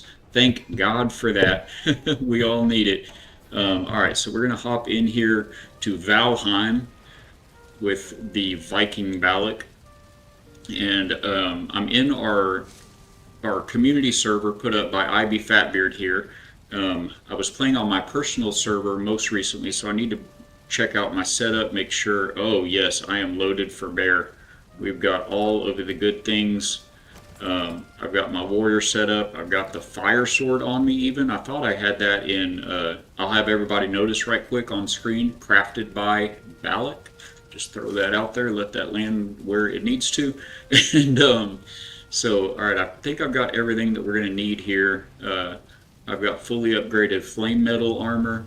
I've got the Fenris hood. That took forever to find that, what are they called? The fin rings, I think. Not the fin rings, the cultist, to get a cultist trophy to make that. We're going to be going in, I think, with the Thundering Bighorn axes, though.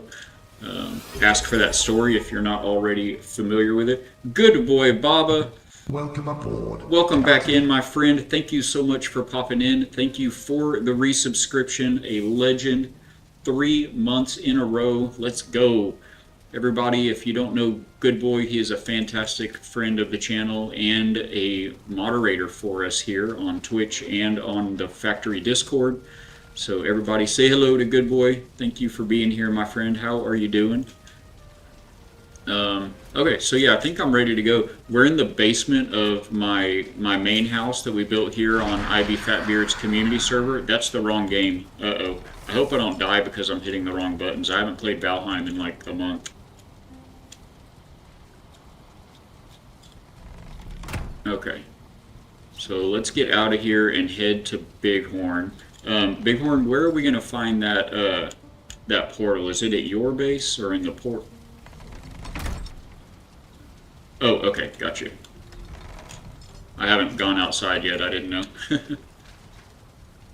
So I've got Bighorn in my ears on Discord, you guys.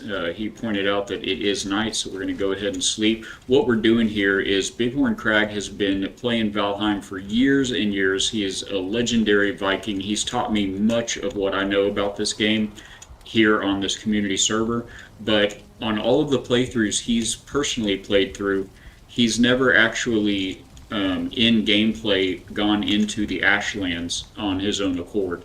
So this is going to be the first for him, and on his own in the last several days, over the last week or so, he has built the ship that's able to sail to the Ashlands. He's sailed down there, and he's currently positioned right off of the beach, set a portal on one of the big rock spires there in a safe place, and so he is ready to actually storm into the beach of the Ashlands, try to set up a footprint. We're going to need to get a portal put down, a shield generator put up, some walls raised, and all of that goodness to try to get a nice little safe spot going.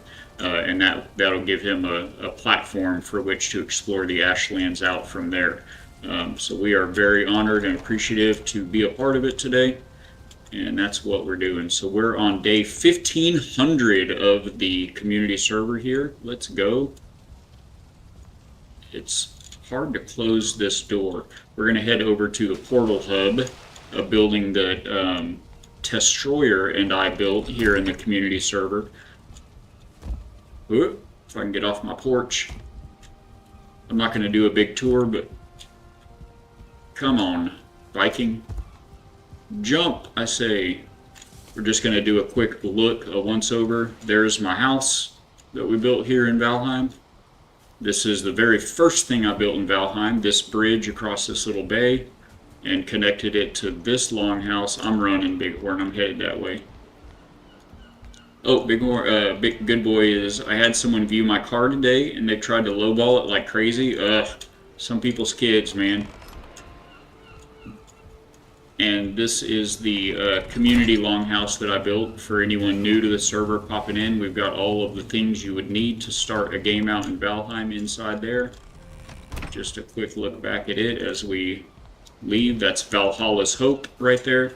Right over there is the boathouse that I built for the community to have a place to put your ships. That's the forge that was built by another player. I think, oh man, he hadn't been on in so long, I don't even remember. Strider, yes, Strider Winters threw that forge up. Here's the portal hub building that we've built for all of the portals for the community.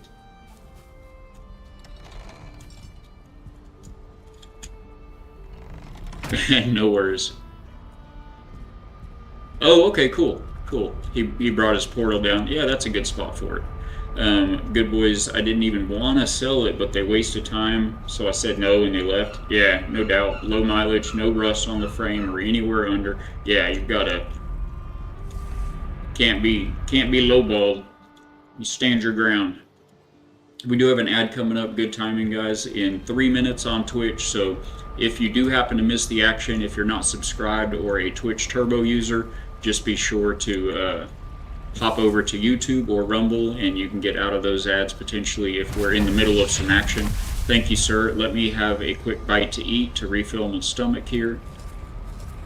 And I reckon I'll be just about as ready as I'm gonna be.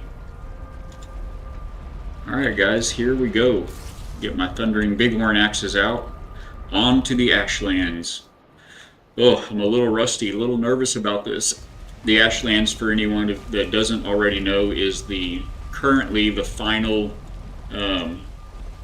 biome in the current version of Valheim until it releases on 1.0 this coming, well, next month on September 9th, I believe. Alright, so there it is, the beaches of the Ashlands, guys. Here we go. It is loaded with bad guys. They're strong, they hit hard, they continually spawn in. Hey Bighorn, there's a big rock right here on the beach, a big tall rock. That's kind of how Tess and I were able to set an initial stronghold down. Got on top of a rock, fought them back, and threw a shield generator up there and kind of left foot, right footed it from there. What do you think?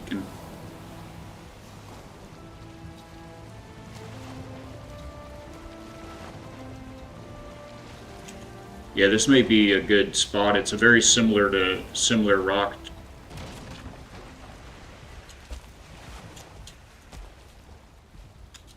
Yeah, this may be a good spot to try to... Oh, we should have probably... Do you have a stone? Did you bring a bunch of rocks? Okay, cool. I'm gonna grab some stone and... Oh, I don't have my hoe. I don't have my hoe on me. Yeah, we're gonna definitely want to build up some earthen walls. The only unbreakable wall. This is not a bad spot. You've got the fiddleberries growing right there. Let's go. Good boy says, I'm just gonna keep the car, let it live its life. There you go. Alright, let's both get out of here so that they're not spawning in on your portal there. Gonna do a nice turbo kit on it. Whoa, some body work. Maybe a full respray. In a nice light blue. Nice. That does sound cool. Yeah, Bighorn, I don't know if, I mean, do you want to do the wall and I'll work on maybe throwing down a, do you have parts for a shield generator in there? Oh. Okay, maybe I can work on throwing that down and a stone cutter. We're going to want a stone cutter for building some Grouston stuff.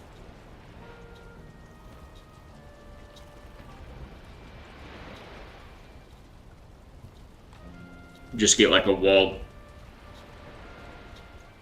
Okay, just get some walls and a portal, and then you can kind of expand out from that.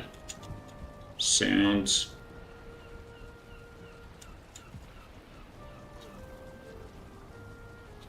Oh yeah, maybe you can do a portal from there to back to your spot and play with it as you'd like.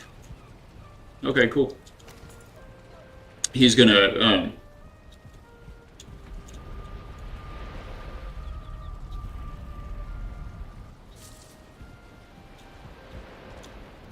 Oh, got you. Yeah.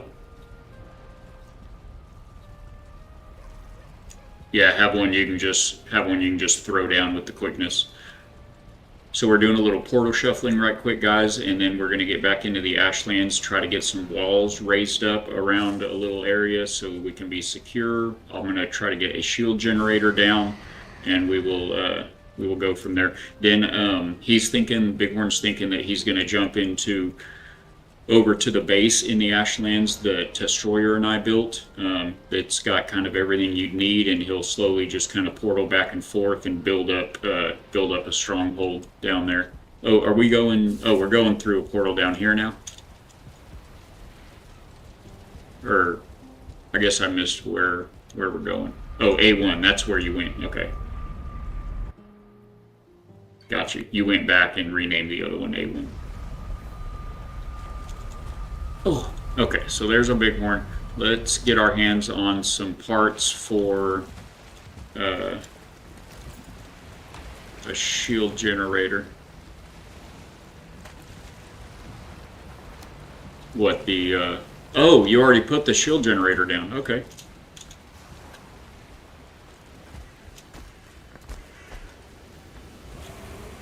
Should I go just try to play muscle?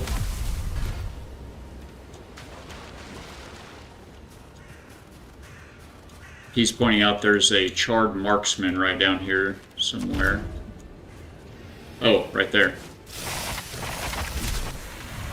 Got him. One down. Saw a warrior right over here as well. Oh, he's coming in. Warrior's coming in on you. He got me.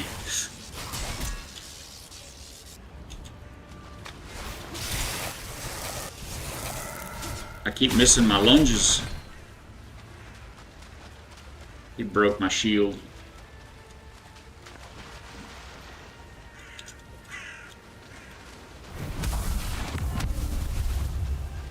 Alright.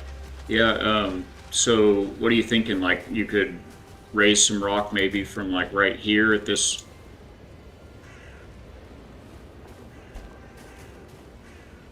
If you clear past this ramp right here, it'll maybe keep them from being able to walk up it.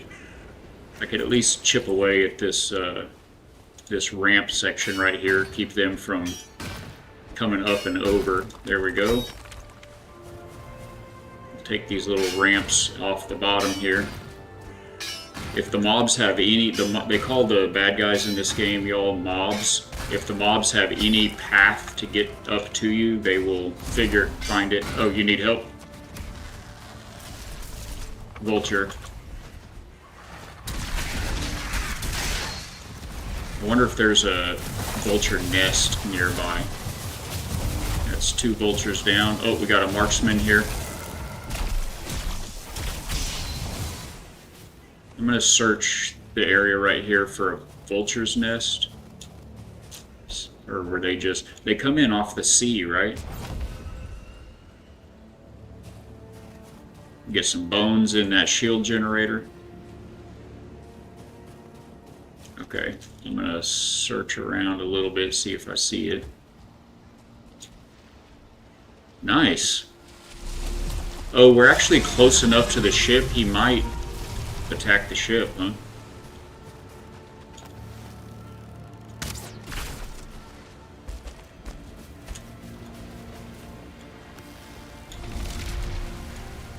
I'm out of stamina. The good news is you've got your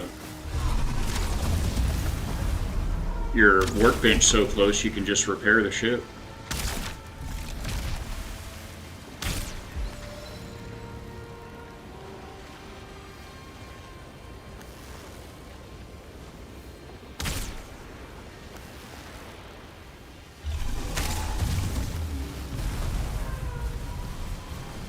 Wait, is this shield... The shield will let our arrows go out of it, right? Okay.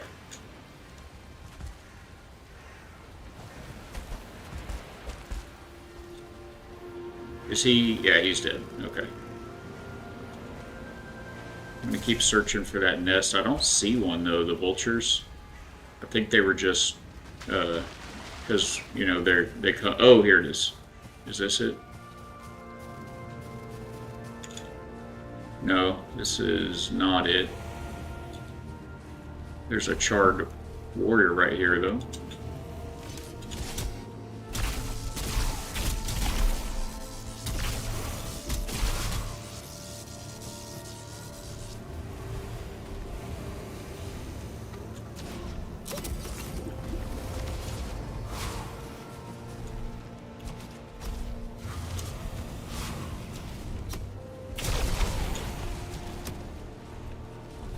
And an archer. And a lava blob. That hurt.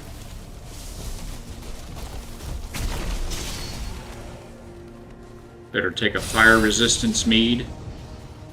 There's a box out here of like a destroyed, you know, boat or cart or whatever.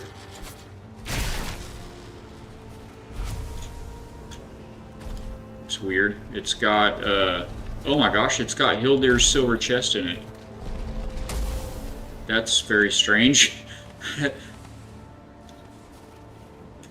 That other cat that... Yeah. Well, there's a Hildir's silver chest here. Alright, I'm gonna drop these rocks, I guess. Chat, I'm sorry if I'm missing anything. This is how the Ashlands is.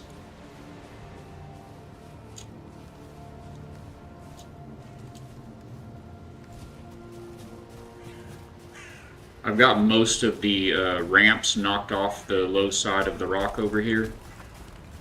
I still had one more.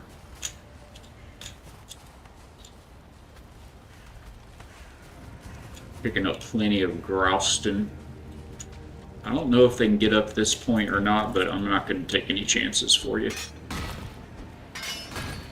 Oh, there's a good boy. I've been wanting to do another Skyrim playthrough.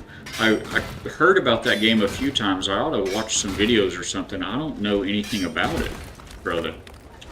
Oh, there's a vulture on me again. Let's give this flame sword a try. That worked pretty good. Does it cook the meat for you? It definitely should. Wait. Oh, I'm carrying too much. Okay, I was like, why is that not picking that up automatically? I'm so encumbered. What? Good boy said, what? Bad form! Yeah, I've never, what kind of game is it?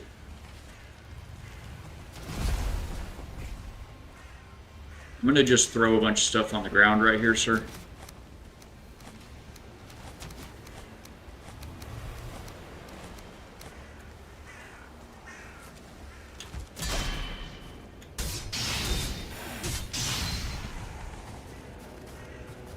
We've got vulture eggs, we've got grouston, meat, charred bones, prostitute powder, all of the things. Are we out of rock, or? Oh, okay, gotcha. So yeah, I think if we bring that into here, we'll be pretty well secured there.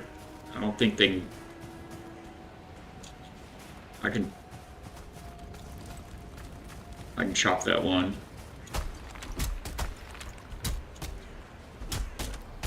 They can't, so I've knocked the low points off so they can't get up that rock. If you just carry your wall straight into it, should be good. I hear another vulture. So there is a nest somewhere.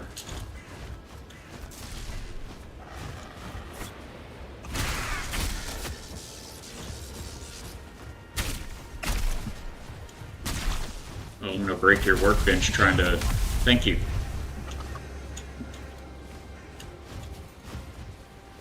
Come here, you. Well done.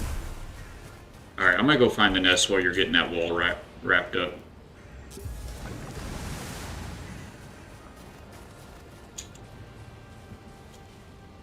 Yeah, I think if you just carry it around back around to the rock on the water side, I don't think they'll be able to get in. That masterpiece of a game has been out since 11/11/11, and you haven't played it? Man, you know Valak has only been out since like April of 22 playing games. So, uh, medieval times, open world game with dragons, monsters, a civil war, assassins, thieves, bandits try to end you, but you are the ultimate dragon slayer who literally steals their souls when killed. Sheesh! Most of that sounds very intriguing. Is there any building? Or is it just a big adventure story? It definitely sounds like I'm gonna check it out.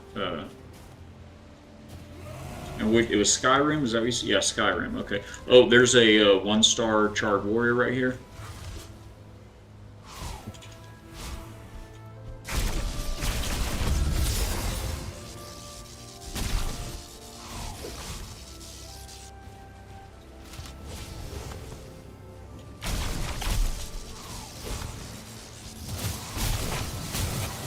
Oh, that hit me so hard.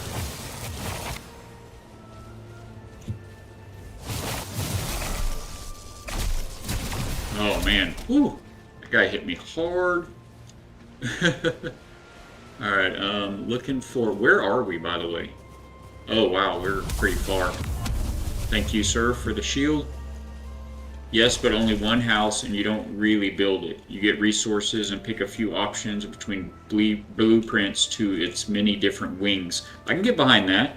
I've enjoyed a lot of gameplay in Palia, and you don't, really build like block by block the buildings and houses in Palia.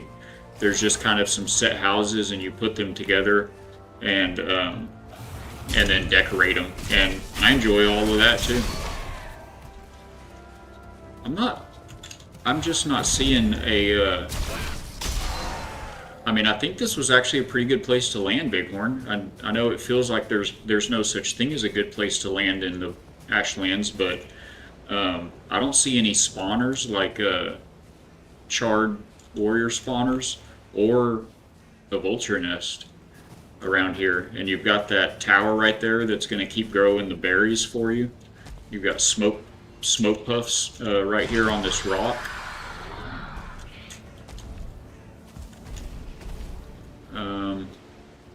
Couple of big rocks. It does look like maybe we're completely walled in with lava though.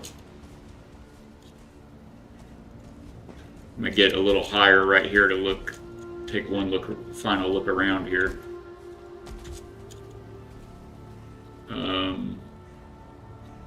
I mean, we might be able to go southwest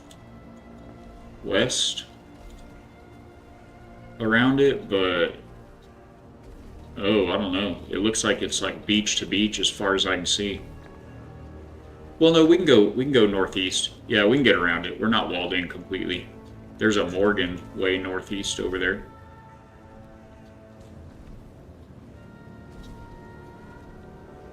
The big old huge bone monsters.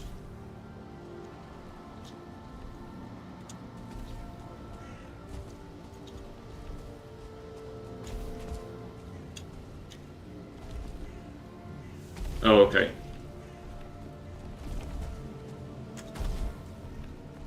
They are tough. They've killed me so many times. In fact, I think the only way I've ever killed them, I mean, I've killed several of them, but I think the only way I've ever killed them has been, will you pop? I'm trying to get a lava blob to pop over here. Oh, it popped. Oh, it missed me. Excellent. I think the only way I've actually killed Morgans has been from aerial, from, with arrows, from when I get somewhere they can't get me.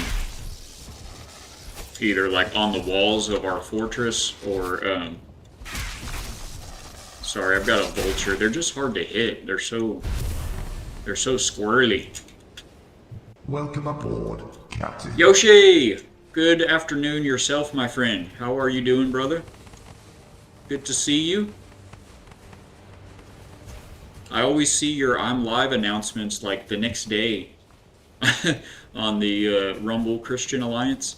I always catch them. I'll see it and I'm like, oh, and then you're not live anymore. I guess I'm gonna look a little. Okay.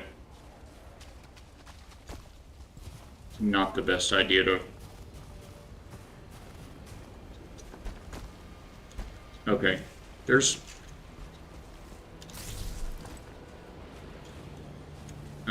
Okay, I can come move it. There's one low spot I found over here on the back side that I was able to run up. Means they'll be able to run up it. So we knocked that down. I think you should be all safe now. All right, portal. Oh, you got it. Okay. Silly me.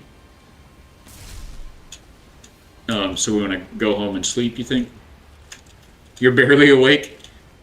Bro, it's almost afternoon time. Well, it depends on where you're at, but I think you're Pacific time, aren't you, over there? Do you have a chest yet anywhere? I'm gonna just keep throwing stuff on the ground here. Oh, that's smart. Okay, do that right after we sleep.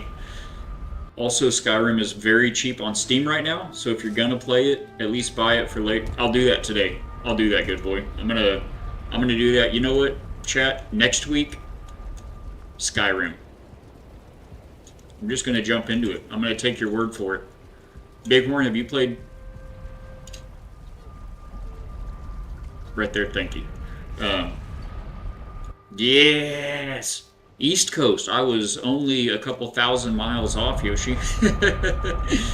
Even less excuse, though. It's already afternoon for you, isn't it? But I know you have some late nights, and everybody's got different schedules. Life keeps us pretty crazy. All right, let me run back over to my house, sir. I will lay it down.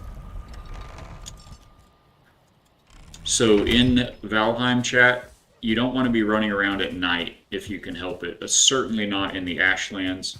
So we're going to lay it down for sleep and bring on the sunshine. I feel like there's a song there, but I'm going to spare you guys the pain.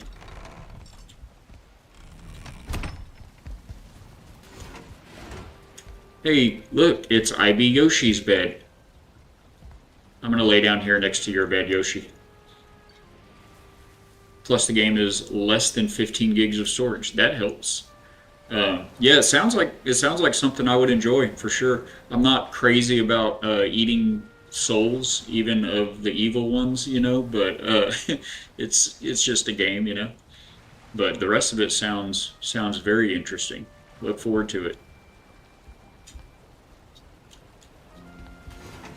All right, guys, we are in the daytime. Do you want me to bring some mats to throw down a couple of chests back with me? Or, yeah, I'll do that right quick.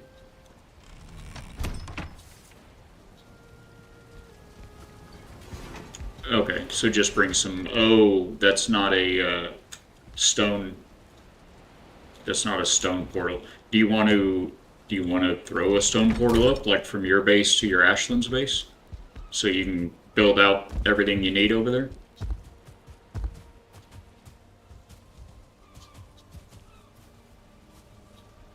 Oh, is that where the stone portal came from? Was in the Ashlands? The core. Oh, okay. Molten. Yep, that's right. I just got all of the things and built all the stuff, and I forgot where it all came from. Okay, cool. Well then, no iron chests for the moment then.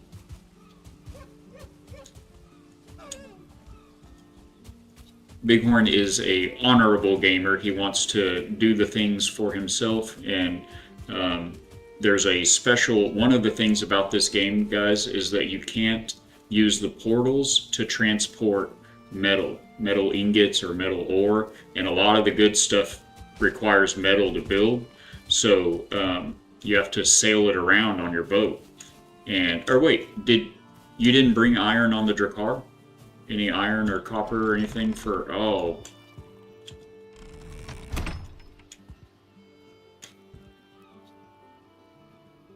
Oh, okay.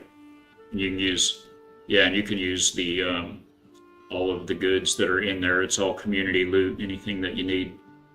Okay. I got lost for a second. Bighorn.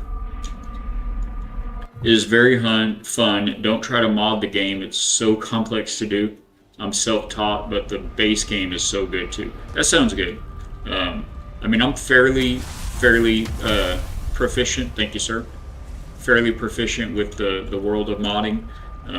I do, mostly from Space Engineers because there are so many amazing creations by the community, and the devs support mods and support the Steam Workshop and all of that. So, I'm pretty proficient with it from that. All right, I'm gonna get you get some chests going over here. Grab some woods.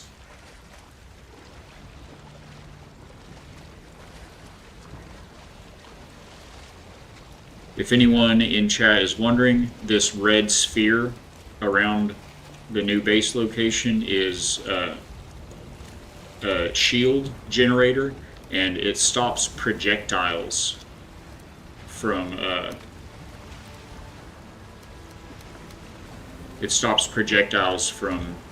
so people can't shoot arrows into your base at you.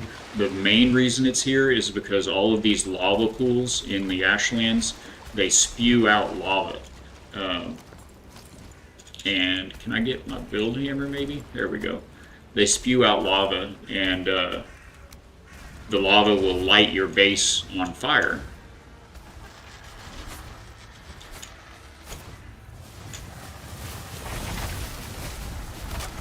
Try to find a nice happy home for some chests here. Where are they coming from? I couldn't find a nest anywhere. Got him.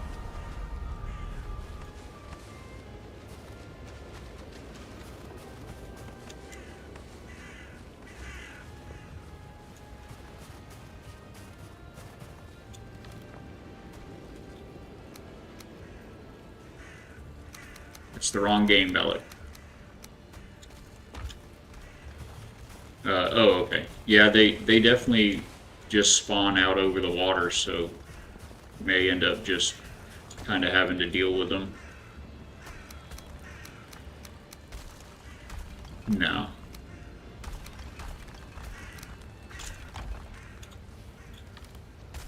Yeah, yep. He's pointing out the vultures aren't too bad. It's everything else in the Ashlands that are so hard to deal with.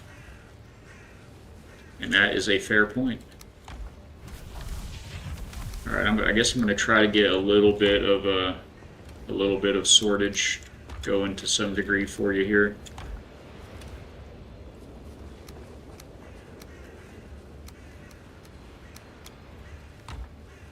Got a few chests down. D-Regs! Welcome aboard, Captain. Welcome back in, my friend. How are you doing? Oh, D-Gregs. I always miss the G. Sorry about that. USA. USA. No offense, good boy. We just love it. How are you doing today? I'm going to just say Greg. That's my brother-in-law's name. I dig it. So, well done. You've got a whole little fortress going in here.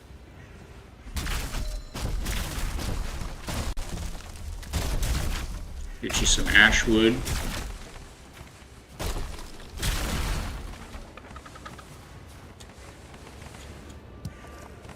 These vineberry clusters are they're gonna come in clutch. I hear another vulture.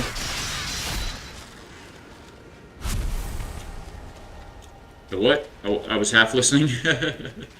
I was chanting USA.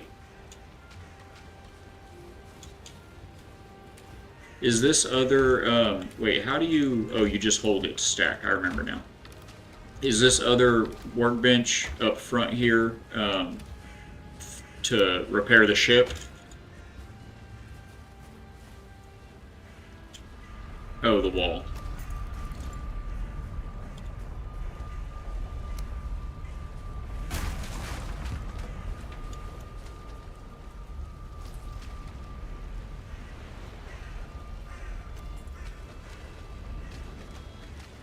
Okay, the workbench as well. All right, got it, sir. I'm gonna tuck it up under the stairs. You can slide it over where you'd like.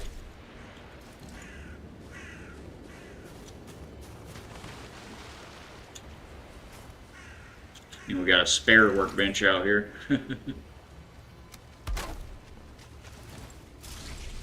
All right, I guess I'm going to take another look around and see about finding a nest. Or do we think they're just coming offshore? Probably. Yeah. Nothing at all, good boy. There is not one thing offensive about that. There are some people in the world, though. We've got another bone maw over here that just let loose.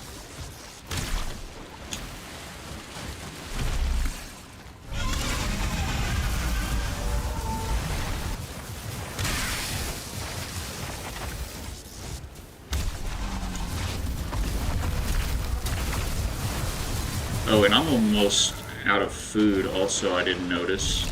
Uh-oh, I'm in the water. I am died. I am died. My shared chat is, keeps scrolling. I'll be right back. I'm not even British, if that helps. So, you just live there? I know so little about you. What the what? What the what? Okay, so what country do you chant when you get excited? Okay, it's a family-friendly stream there. Running around in our... Christian from Mr. and the Missus pointed out they're board shorts. They're swimming trunks. That's what those are.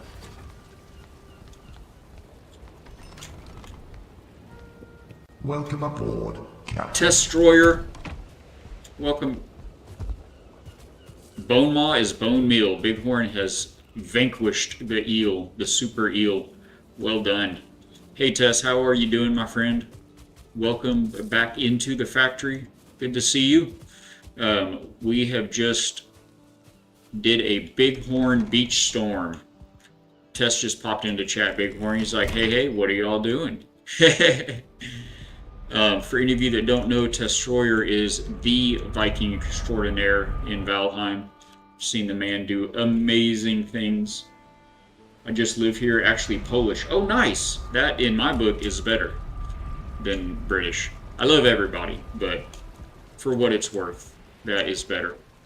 So I'm stuck until you do relocate that portal.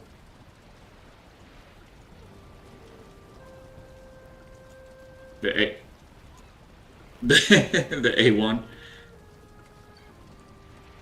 Tess says, hey, Bighorn, how is the Ashlands treating you?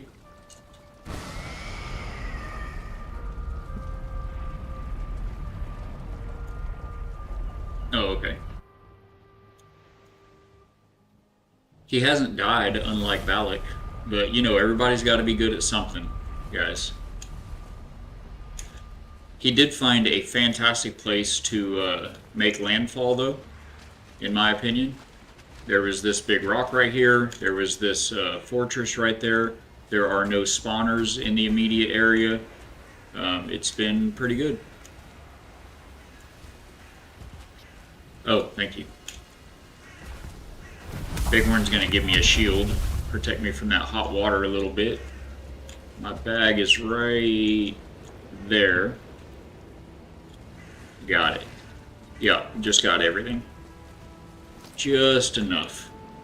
And then I'll scoop up this meat for us. Knock on wood. Yeah, so he sailed down here, Tess, by himself. He took out a bone maw and multiple vultures, 2 bone maw and multiple vultures, and made it all the way into the spire right next to... What's that noise? Oh, that's the shield taking all the heat from the water. Yes, okay, good. I should eat something.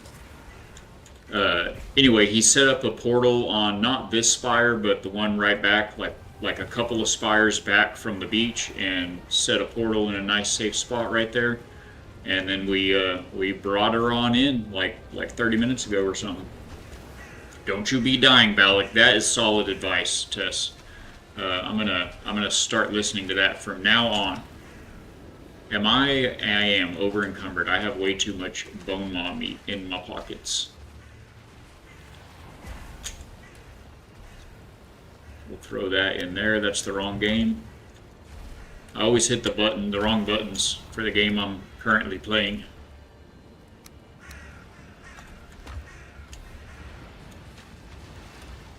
Thank you guys over on Twitch for hanging out through those ads.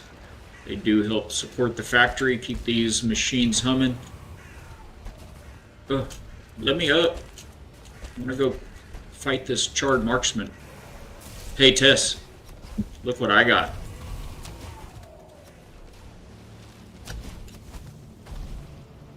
And I only died to Lord Rito like 35 times. I do like melee better. Oh, is that guy gonna get me? I do like melee better, warrior build, but I couldn't beat him with the warrior build. I ended up beating him with a combination of the what is it? Staff of the Wilds. With the roots, they did a big part of it, and I kept calling up the Dead Razors. I forget what it's called, but I made like the best magic food that there is, and I just ran 3. I ended up running 3 magic foods, and had stamina potions going, and just continually blasted him. And then it only took me like, after I switched to that strategy, it only took me like 10 deaths before I killed him. Tess was in the middle of that whole story though, Bighorn, and Good Boy, I think you might have heard something about it, so I want to point out, Tess, this sword, crafted by Balak. Okay. I actually like the axes better still though. Partially because it looks like you are on fire when you're running around with the sword.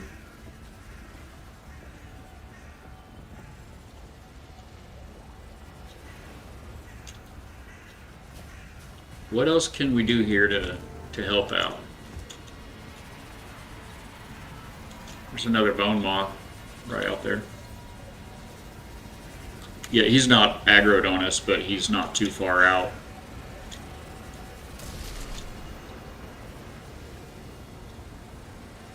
Aww. Bighorn appreciates me, guys. Awesome. Very cool.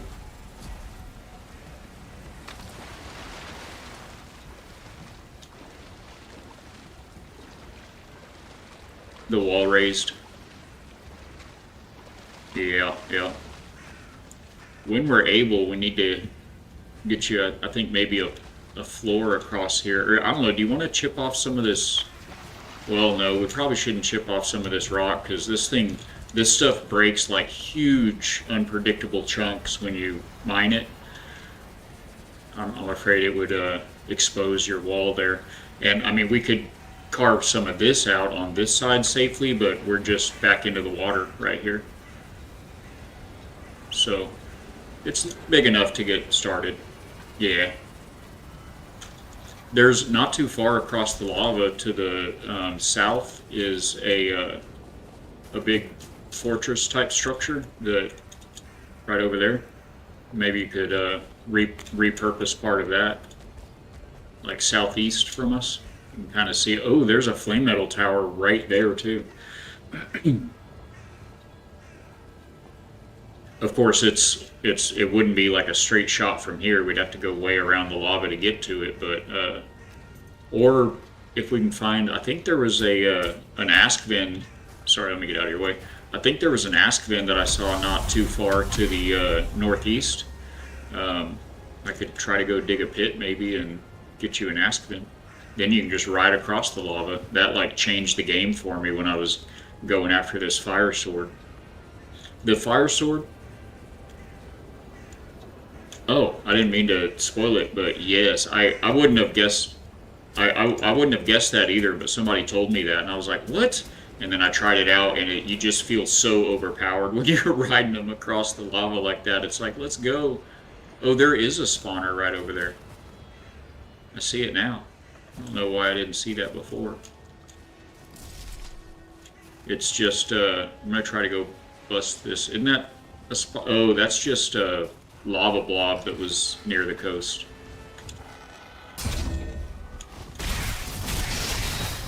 Excellent. That's just a lava blob. I thought it was a spawner right there. The way it jumped, it kind of missed me. There's an archer over here. Oh, I missed you, sorry. I thought about it right after I heard it start. There's a tower of some kind right here. I don't know if it's anything interesting or not.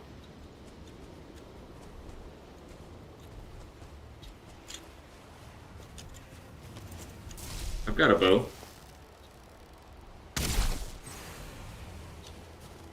Wow, that, oh, it's a 1 star.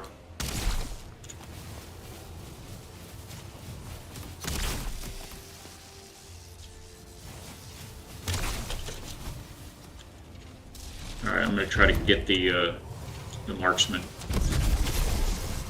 He's dead. Broke my shield though.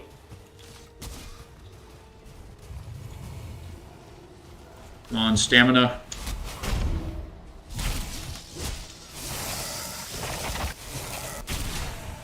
Sweet.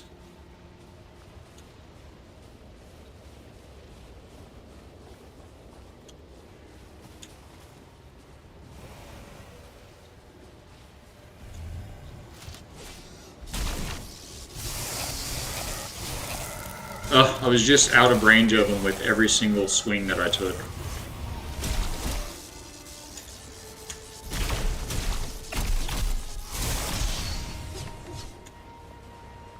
Oh, you got the mist. Is it Mistwalker? Yeah, I like that sword. Oh, this is a diverger camp. I found like a dozen of these things when I was looking for the. They have a whole bunch of these fiddleheads in here. Where are the where are the divergers at? They might have. They might have got taken out, huh? This might be a cool place. It'd be fairly easy to wall up. You've already got some spikes built around it. I didn't mess with any of them that I found in my server because the divergers were all just fine on all of them, but Roger. Roger that. Coming at you. We got night falling on us here, chat.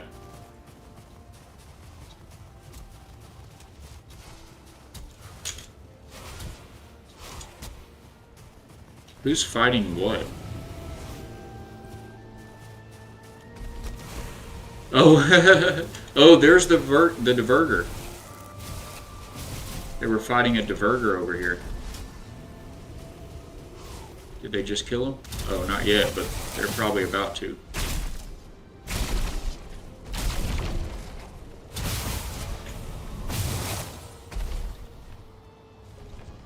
Ah, I missed.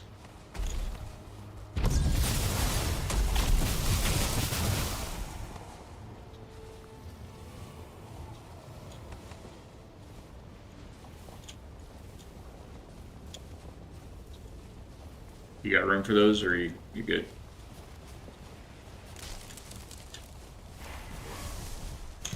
I hear something. I don't know what I heard. Oh, watch where you're walking, Ballot. Isn't your shield? Oh, there it is. I found it. I've got a shared chat that that I keep an eye on. It aggregates Rumble and Twitch and YouTube chatters, but it's like it keeps scrolling up as if I had scrolled up, and it's weird. It's like doing it on its own.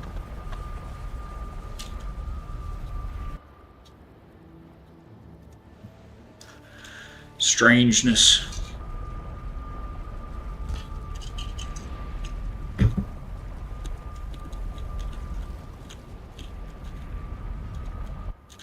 Heading to bed.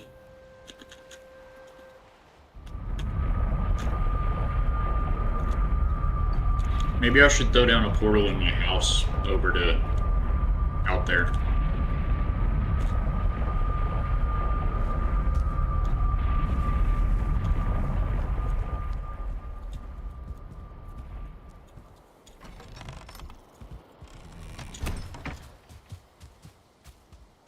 Okay. I know you said you had some things to take care of midday, so if you need to, don't feel obligated to keep playing because we're streaming. But I usually do go till about 1, so like another hour, a little over an hour usually. But yeah, if you've got, yeah, no worries. We got your stronghold put down, and I am very thankful to have been a little part of it. I always love playing with you. Awesome. Well, you know, you've certainly been a big coaching hand in my journey of a Viking, my Valheim journey. Bighorn's got some stuff to take care of here coming up pretty quick, chat, so we may be making the switch back to Space Engineers. Unless Tess is hanging out, do you have anything you want to do in Valheim, Tess?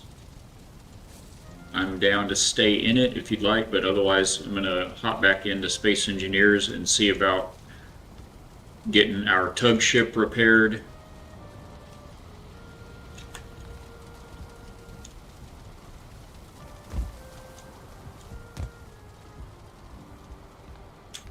Maybe while we're in Valheim, we could give you guys a tour of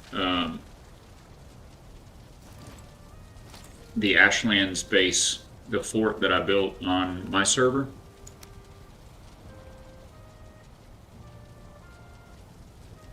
Okay, so fine wood, gray dwarf eyes, and floors. That's right. The server's running a... What's that?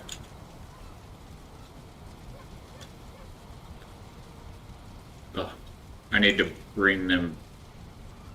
Okay, I need to bring them back to you. Well, I don't have any food. I have 2 pieces of bone maw meat, so my pockets are full. Okay, cool. I'm gonna drop some stuff in here then and grab these stuffs. And then we need to double that recipe. Actually, I think it's 20 fine wood, and I only had 10 in there, so we need 30 more fine wood.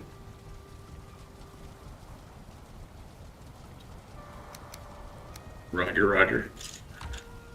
And then 2 more cores. Oh no, I'm out of... There's probably some cores, Surtling cores at the longhouse.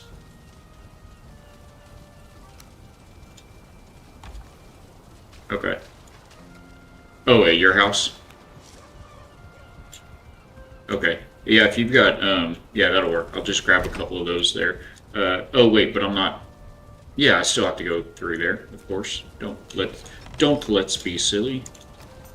Alright, let me see if I can get this put down.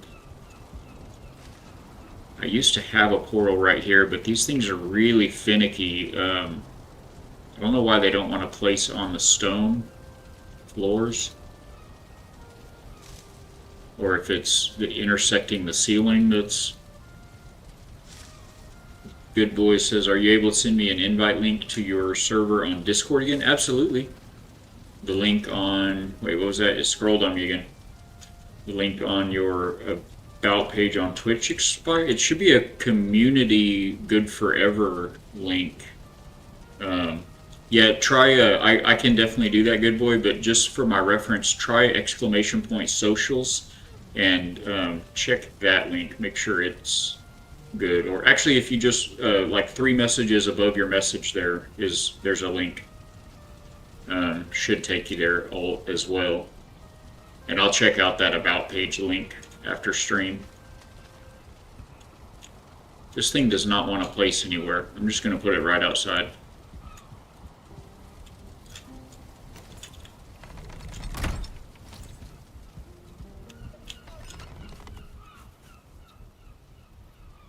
The false me account probably. Oh, that's possible. So is that one? Did you try the one that's there in chat as well? Oh, it just popped up again. Try that one and see if it's also bad. Planes 2. Where do we want to throw it? I'm just going to throw it right here.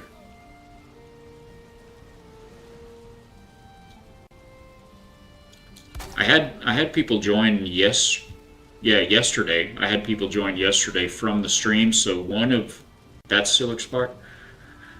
Weird. One of the links somewhere works on the stream because a fella joined last night from stream. But yeah, I'll get one to you. I'm gonna call that Big Ash. All right, I'm on my way back, big one. I'm gonna throw a portal down to my house over here if it comes in handy for you. I ran the wrong way around this garden, didn't I?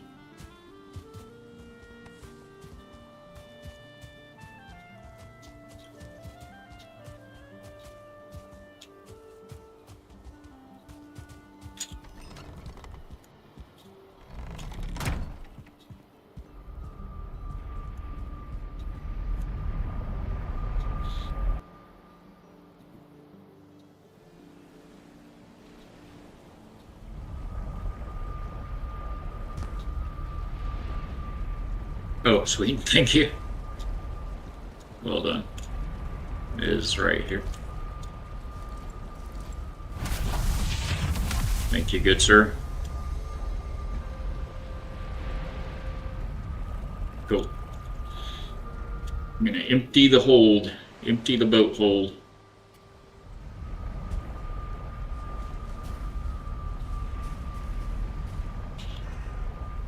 It's funny, I just got a text from a work contact from my previous career. It was a regular customer of ours, and it says, "Hey brother, how's the fishing business?"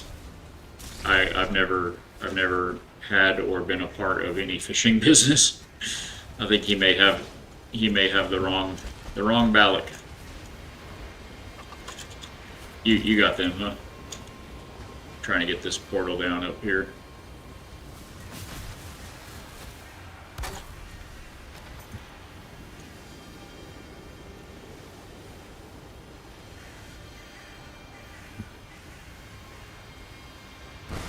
Okay.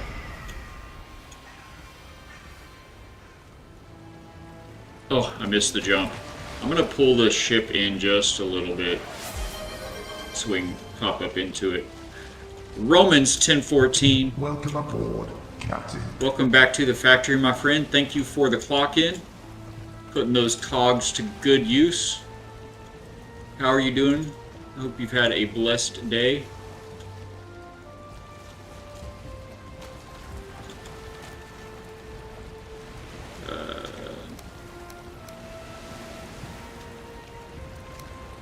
Uh-oh, I'm carrying too much.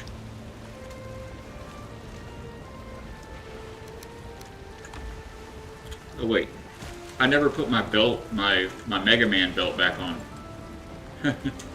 from when I died. How funny. Doing well? Excellent. Glad to hear it.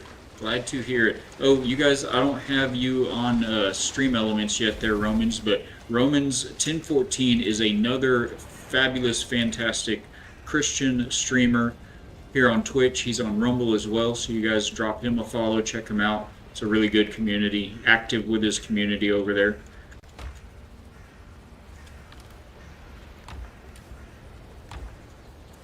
We're doing a bit of variety today, Romans. How do I still have? Oh, did you drop me 4 circling cores? Weird. I still have 2 in my pocket, and I built that portal up there, right? Yeah, I built up on top of the rock. There's a portal that'll go to my house if you need anything out of the basement there. Oh, that's where they came from then. I should probably put these boxes inside here by the portals. That would make more sense, wouldn't it?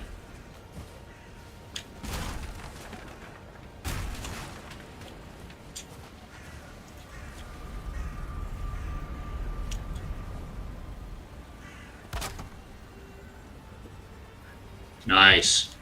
Bighorn's playing with the new materials that he's got, doing some cooking.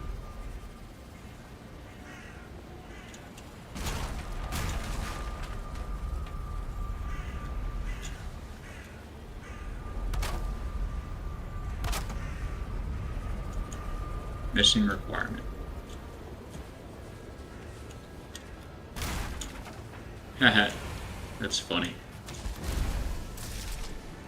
I hear... Oh, there's a charred marksman that walked in the water around your wall, Bighorn. So we may need to turn that back into the... I'm gonna get back inside the shield here. Wait. Oh, the shield's down. I don't think we had enough bones in the shield.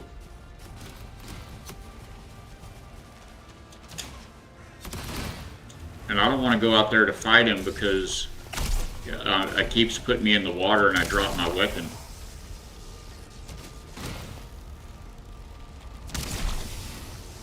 There's some in... Oh, here. No, that's wood. There was some in the one of these chests, so that should be on the ground right there where I've just destroyed the chest.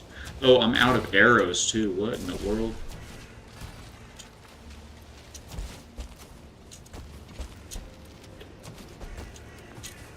Oh, man, that's a tall wall.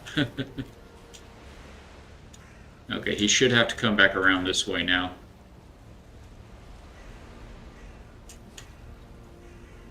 Yeah, it's not deep enough to keep him from...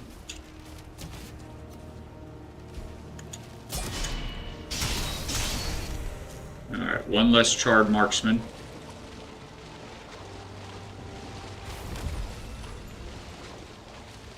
Yeah, may want to turn this wall in, like right here where I'm at, and bring it back to the rock.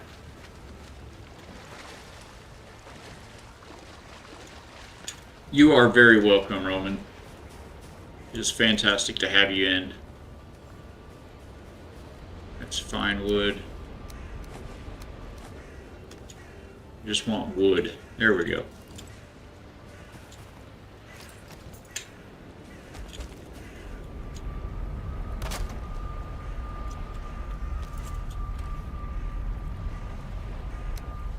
This is gonna just be all mixed up googly gook. I have a few bones. I'm gonna go throw them in the shield.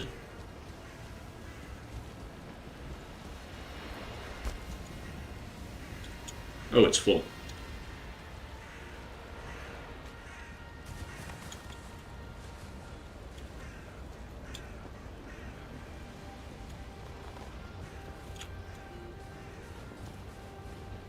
I reached that chest. Excellent. Oh, there's a lot of bones. They're bone rich.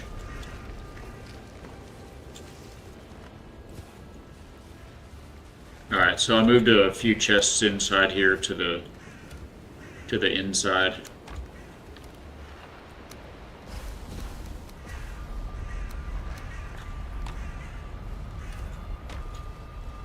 There she goes.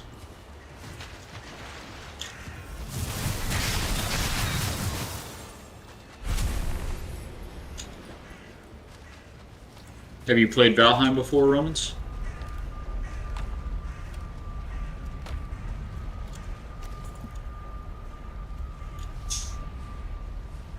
So we can't build, we just build out of wood, right at the moment right now.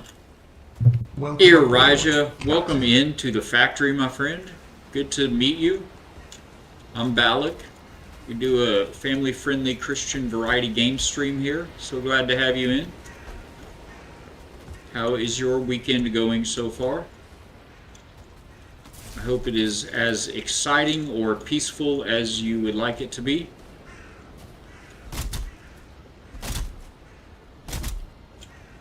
I'm gonna just throw down some more wood here, and I have it but haven't played. I'm thinking about it. This seems very similar to... that's a vulture. If you're looking at it right now for the first time, it may seem similar to similar to 7 Days. Yeah, game 7 Days to Die. I haven't seen a whole lot of 7 Days to Die, but why is my camera so far in? But it's like a apocalypse kind of a landscape, like a zombie kind of thing. Valheim is a very varied landscape, scenery, etc.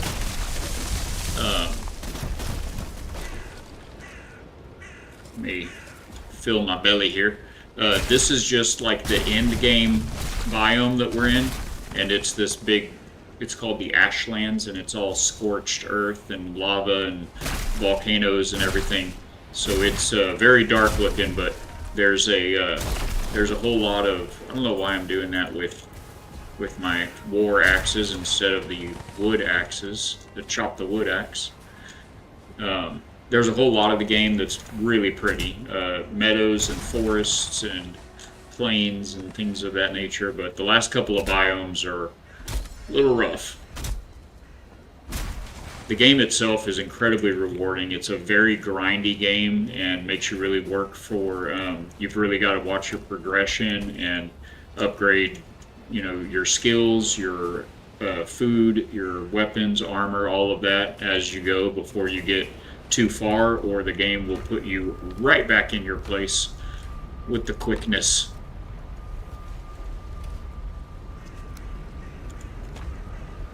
But yeah, if you like building, it's many people told me that because I love building, that I've got to play Valheim. It's the OG building game, and they weren't wrong.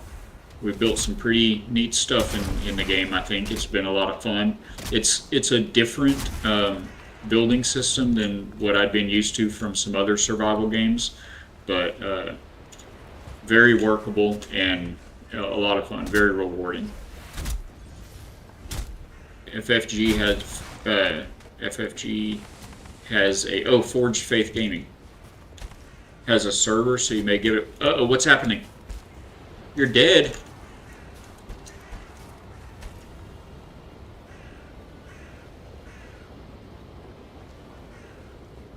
Oh man. Okay.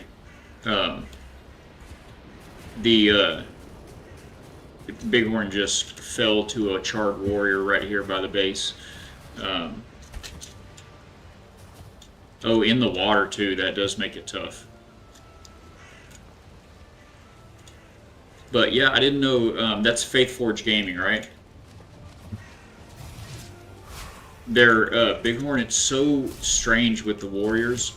Their timing to parry them is really weird, because they go to hit you, and when you think the hit's coming, they change position slightly for one beat and then hit. So you have to hold off on your block for a second.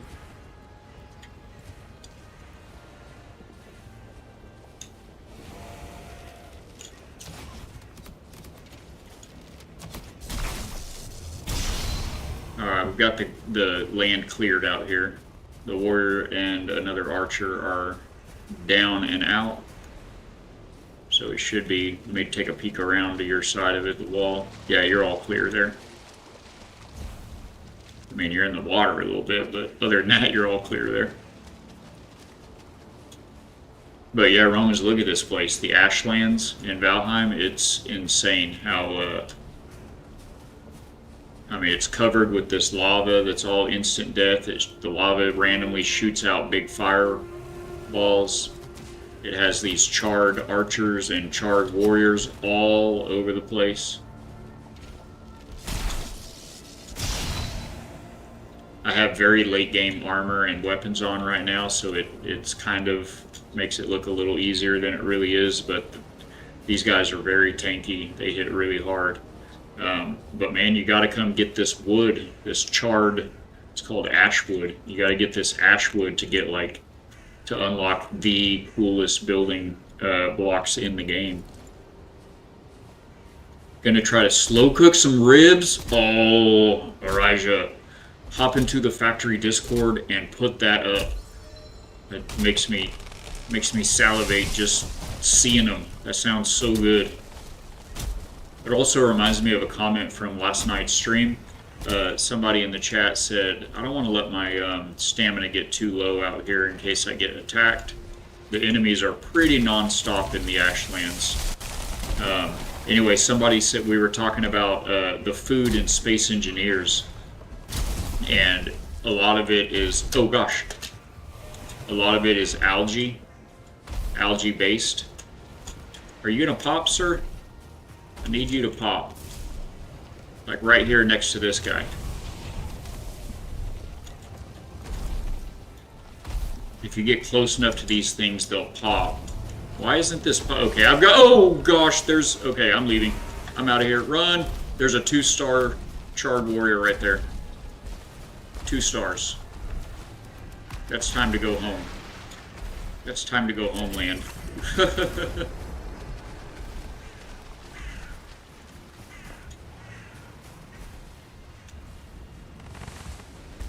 Oh, okay. Yeah, Bighorn's letting me know it's nighttime, so we're gonna take off.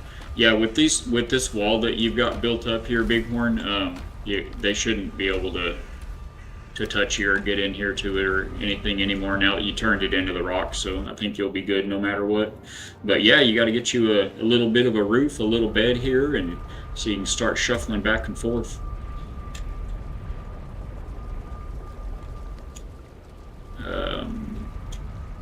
Oh wait, I forgot. I gotta go through that other portal. It'll go right back to my house.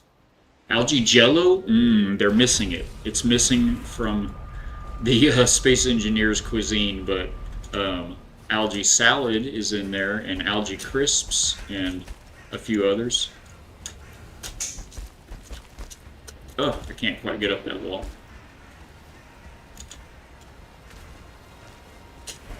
Oh gosh, there is a path. There is one path. We'll have to check that out when we get back, Bighorn. There was a warrior almost up to the shield generator when I portaled out.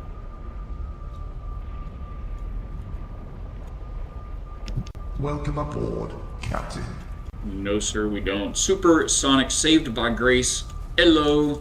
Welcome back. Good to have you. Hope you had a restful evening and a good morning. A good weekend so far. We're going to sleep because it's scary nighttime outside. And I don't feel rested anymore.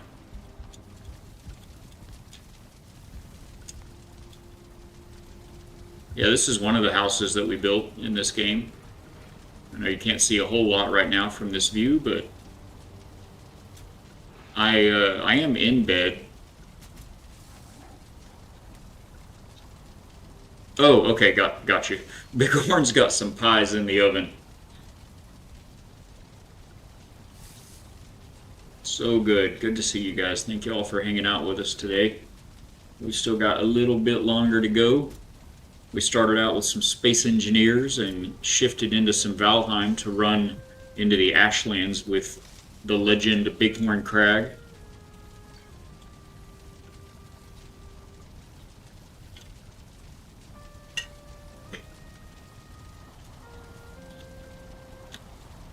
Yeah, Bighorn, the best meal I've made, I think, is piquant pie.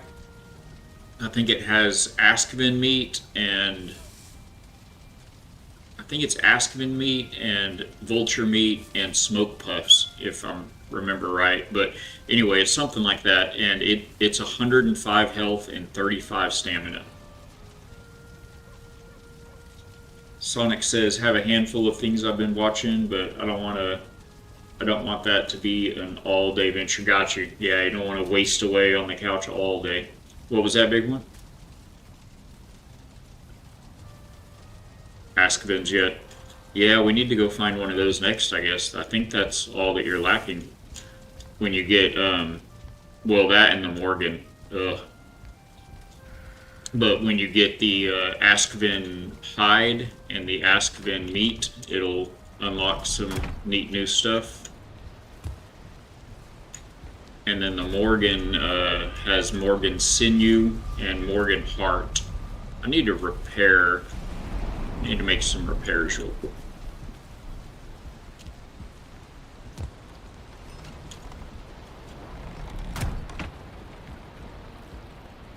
On my big horn axes.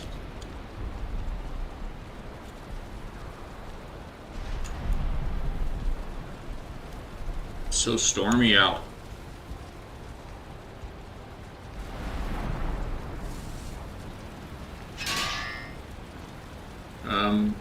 Shouldn't that have repaired all of that?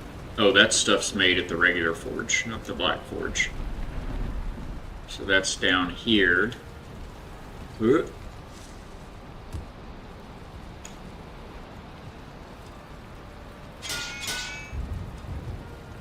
Okay, what's the problem? This was black forge, so was my bow. Oh, it's not upgraded enough. I've got to go to our Ashlands base for a minute, Bighorn. Hey, actually, if you want to come with me there, there's a portal to it in the portal hub. If you want to come there, Romans, thank you for the lurk. I appreciate you, my friend. I hope you have a fantastic afternoon. We will catch you on the next time I see you. But yeah, Bighorn, if you wanted to come over to that base with me, there's an Askvin spawn like right outside of it. Pretty.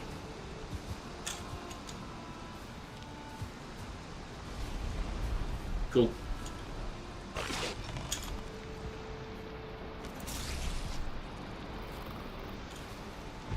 Did y'all see that, chat? It was a fight and run. Yeah, the server's a little bit laggy here at the village. For me, at least. Okay, it should be this portal, I think, takes us to the base that Destroyer and I built here on the community server.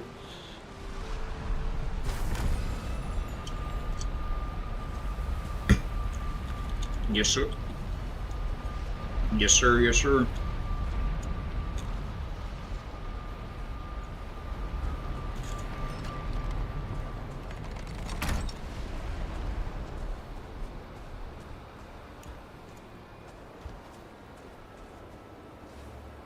And I need to come here to use the Black Forge because it's upgraded enough to repair my axes and my bow. There we go. Do I have any arrows here? I think I do. One of these or I did. It's been a minute since I've been on.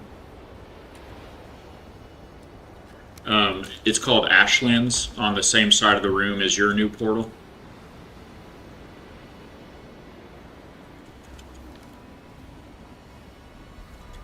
Yeah, I don't have any arrows. I mean, I think I'm okay with it, but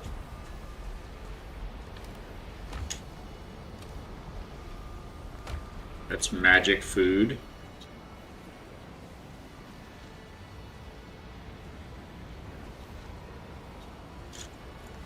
It's a mix of things. I'm gonna grab these out of here. So we've got stamina food in that barrel and oh no, it's just downstairs once you get here. You just walk out of the door. There's a door up there. You have to come outside and come around. See, this base here was built into a similar rock to what we landed on, you and I. We just chunked out the bulk of it. It's all in here. Oh, we're after the Aspen. I forgot what we were doing for a sec. I mean, if there's anything in there you want or need, have at it. But yeah, the Aspen's right out here. Oh, thank you. That'll help.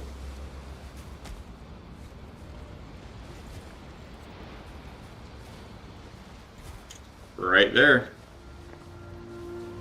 As promised. So this would be a good spot to dig a pit and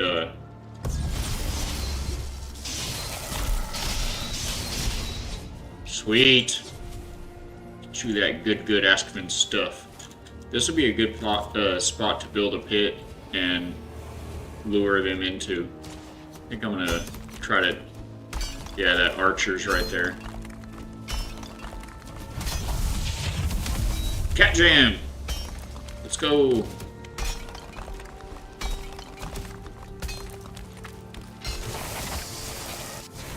They don't have to be very deep. I did tame a couple of Askvins on my personal server as well. I got one star Askvin. It's like twice the HP as the regular Askvin. And I guess it hits harder too, because they'll like attack your enemies and stuff.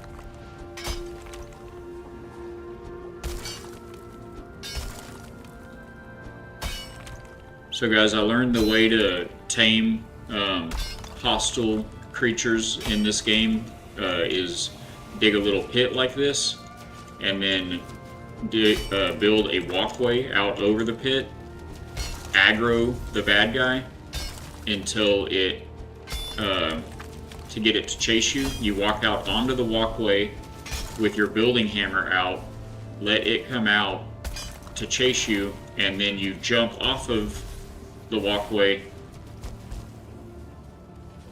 Oh yeah, there's a spawner right over that way that is yeah, they're probably both 1 star. We probably maybe retreat for a minute. But yeah, I'm gonna set up a ouch. You gotta watch those spikes right there. I'm gonna try to push this thing out of the way. I actually died to that one day. The spikes on this thing, they harm you if you walk into them, and it was like right in this little walkway right here. But yeah, I was gonna set up. Oh no, the shield just went down. I'm gonna fill it up with bones.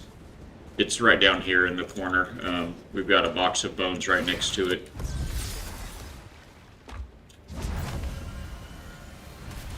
Oh, man, that was no good. There we go.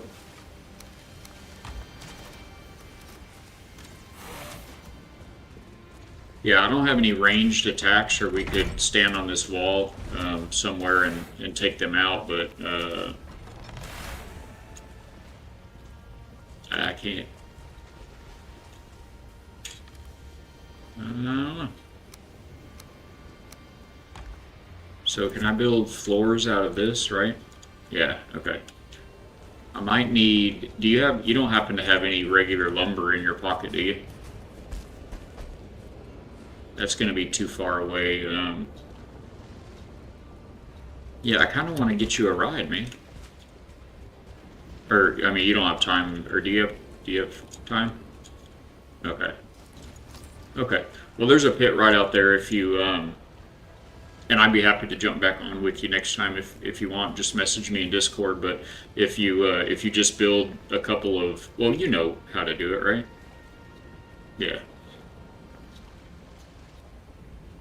Yeah, the way I did it was I just put a workbench out there by that little pit, and so if you can see the stream, the pit's like a rectangle, long rectangle like this, and you build some floors going this way from one end over the open hole of the pit, and then you get the Askman to aggro on you. You walk out onto the floor, and he'll come out onto the floor towards you, and then you jump the gap to land on the land with your build hammer out.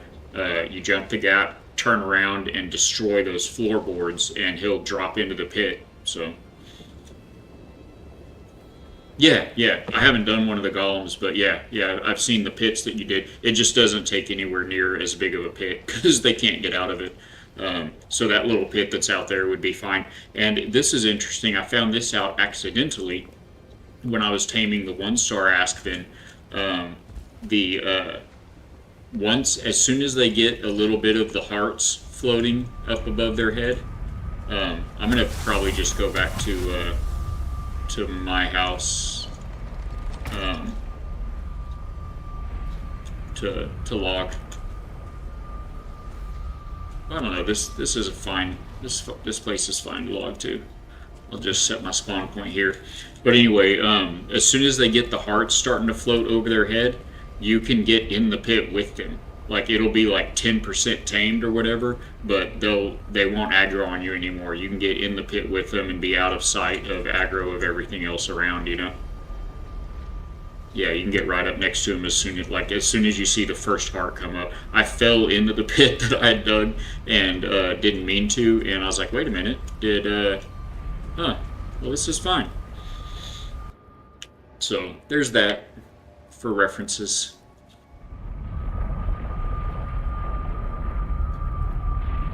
So yeah, I think if you want to finish doing your cooking and stuff, I think I'm going to take chat over to my personal game, my server, and take a look at our new Ashlands base that I've got there. And yeah, absolutely, man. It is, like I said before, it is always a pleasure talking with you and playing with you. I appreciate you. I'm still in debt as far as who's done what for who on Valheim. You've still done more for me, but we'll keep at it. Very good.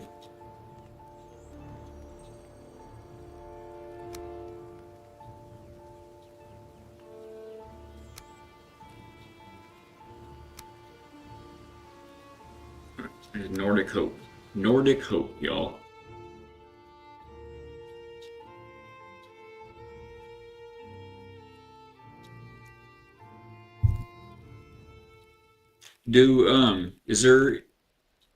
Are any of y'all over on Rumble able to tell me, or those of you watching on YouTube? I'm curious. I know Twitch you can change it in real time, but I'm not sure about the stream title. Did it update on YouTube and on did it update the stream title on YouTube and on Rumble when I changed it in the middle of stream? So this is my main house that I built on my server. That's my little portal tower. It's got all the portals, one for each biome down below, and up top it's got one to each of the bosses. Well, the ones that I've made it. Actually, no, it has one to every boss. I haven't beat the queen yet in my server. That's where I'm at progression-wise, is fight the queen of the Mistlands. And that's the 6th biome. Then the 7th biome is Ashlands, and Fodder, the dragon, is the boss of that biome. So I still have to beat both of those solo. I beat everything else solo.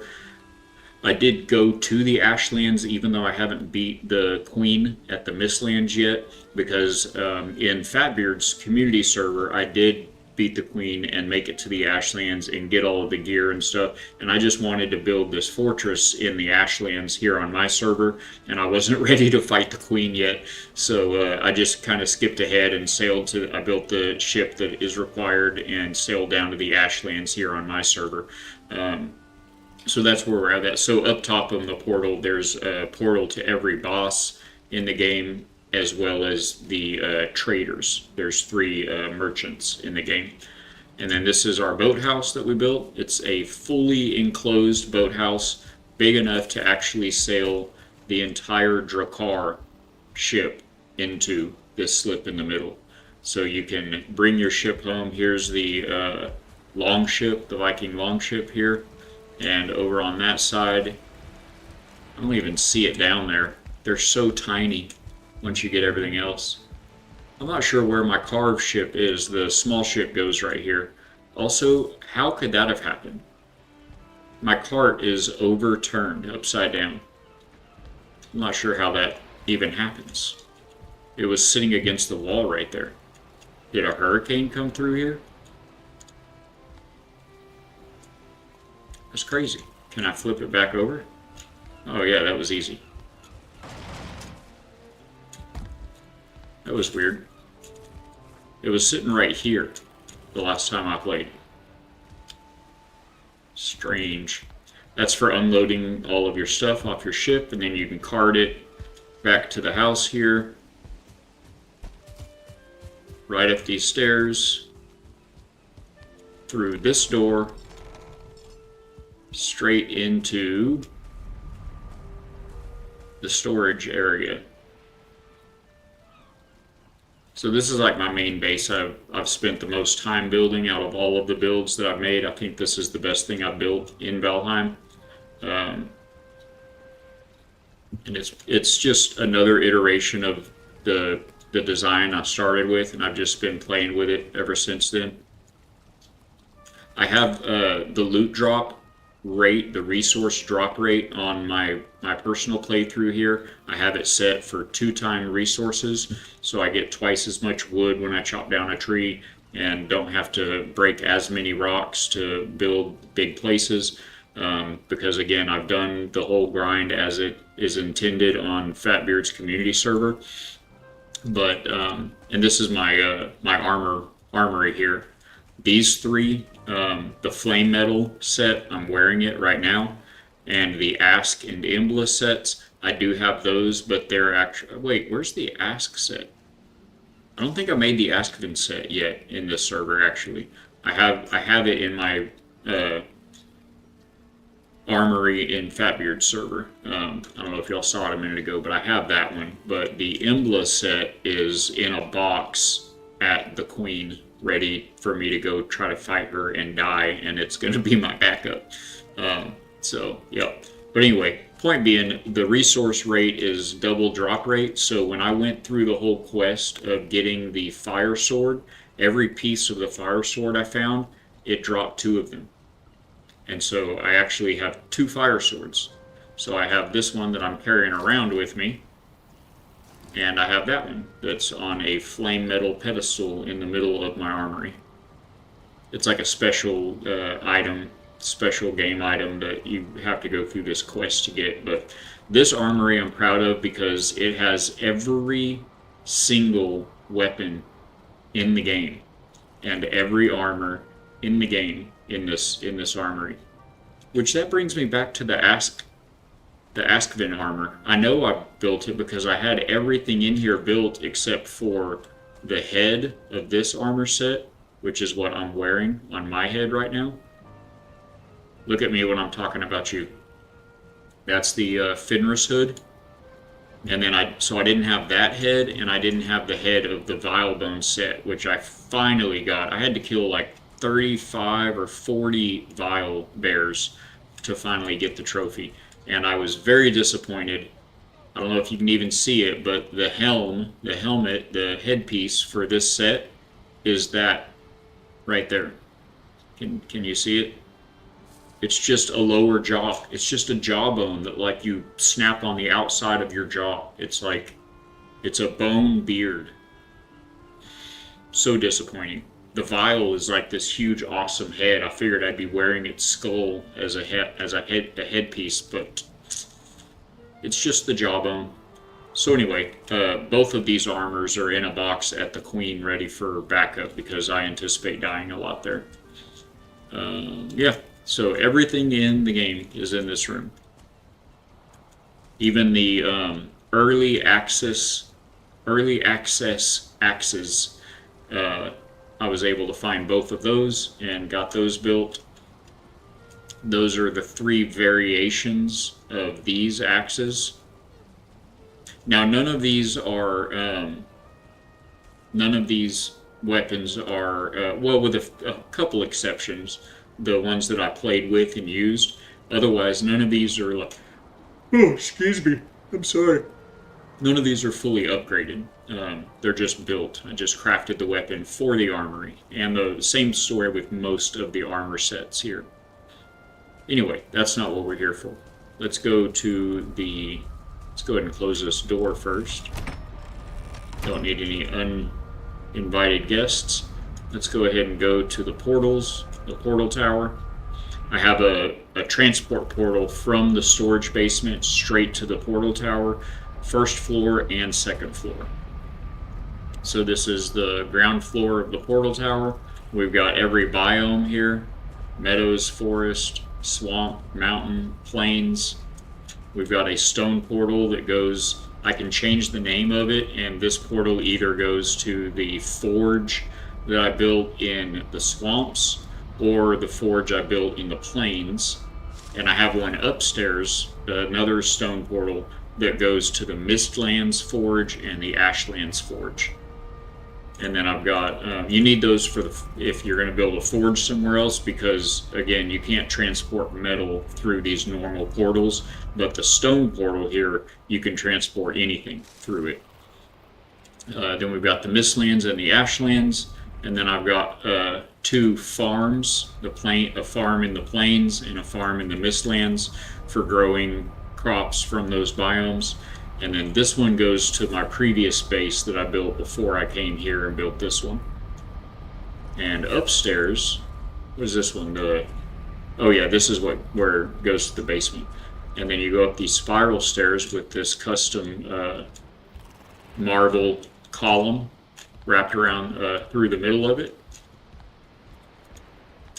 And upstairs we've got, like I said, the other stone portal. Then we've got all of the bosses from each biome. This guy here just goes to the storage basement, but these are all of the portals to all of the bosses in the game up through fodder. And then you've got, like I mentioned, the 3 merchants right here, and this one goes to the very first spawn point where it drops you in to start the game, because that's where you put the trophies from the bosses when you beat them, and you go to those altars basically and interact with them to get a special power set. So I've got a portal to go back and switch powers, and this goes, we're going to actually go look at this one real quick. This goes to Peak. You'll see why I called it Peak in a moment.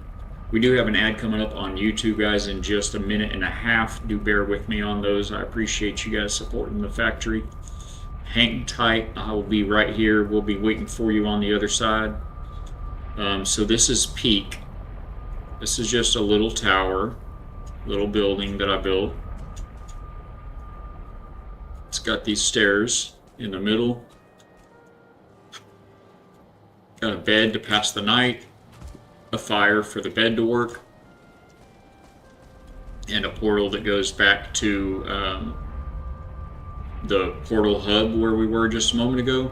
And then I have this portal that called Elevator, and it just goes upstairs if you don't want to walk up the stairs. But I kind of like walking up these stairs. Now that I've built this one, this is how I'm building spiral stairs forever in Valheim. You just put a wall, build a wall around them. Oh, it's nighttime. We can't see a thing. Let's sleep real quick.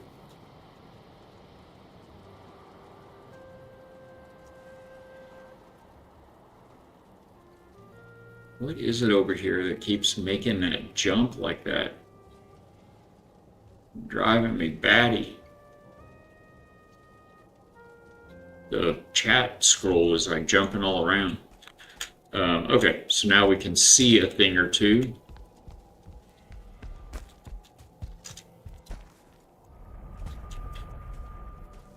So this is the top of the building. Thought that was pretty cool the way that turned out. And then if you go look outside here,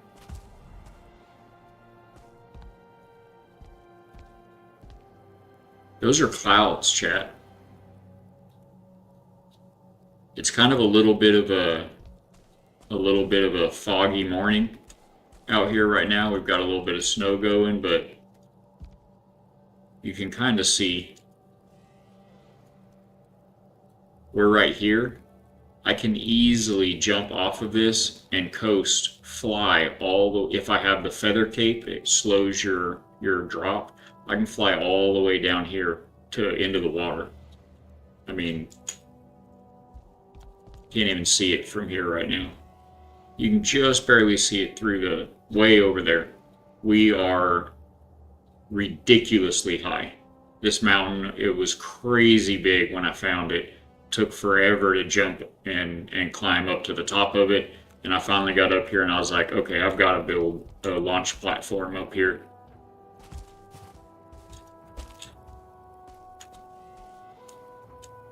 Just on the very top of the very top of the world up here. This is the mountain where I went through, I don't know how many caves looking for this hood that I'm wearing. Actually, it wasn't just this mountain because I had to go to like 3 different mountains. See, I went all over here. There were a bunch of caves here. Where was that other mountain that I... This is where I got into the Ashlands. You can see where I made my way around after the sword. It marks these mysterious locations, so I just made a beeline for all of those. Oh, here's the other mountain. Went through all these frost caves, found a whole bunch of these special fishing holes in them. But anyway, now it's clearing up a little bit. You can see the cloud layer below us. I mean, this is like the top of the world, guys. I don't know how high the mountains potentially get in Valheim, but I can't imagine one taller than this. So I built this up here.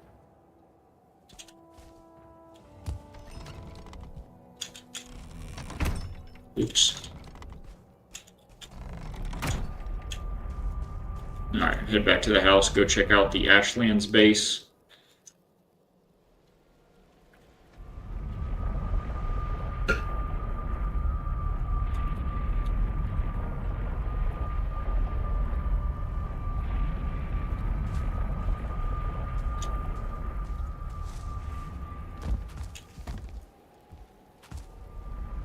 Should just be this portal right here. Pretty sure.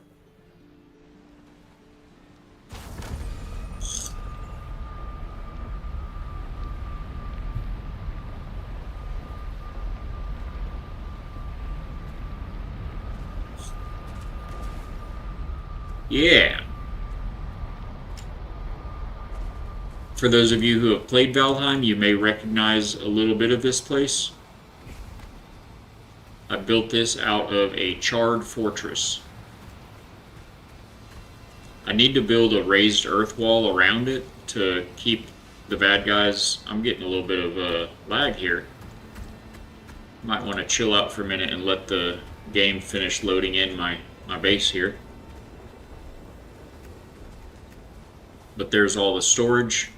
Bighorn, I know you've got things to do you probably don't have your eyes on anymore, but if you do, notice I did go ahead and change my color on my signs. Something higher contrast. Yeah. Yeah, it's a real cool, like kind of a teal electric blue. It looks good in the different lights. But this is a charred fortress from the Ashlands, and I conquered it and repurposed it into a whole base. I built this floor up and wrapped the tower with these groused walls, wrapped that staircase around the outside.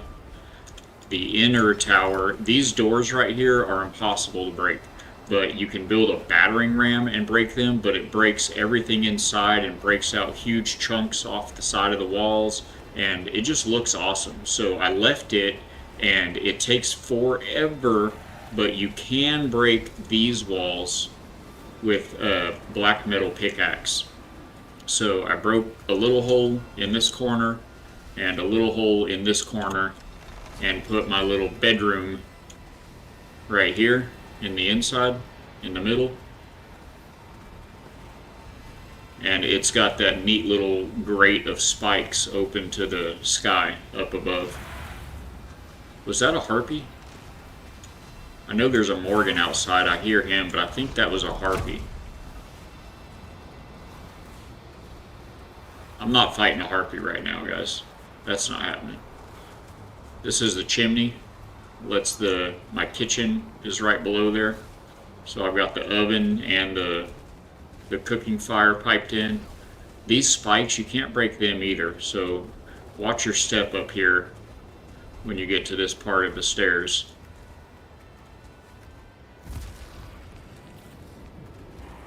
try to get up here on the roof if there's not a harpy up here, so we can kind of look around.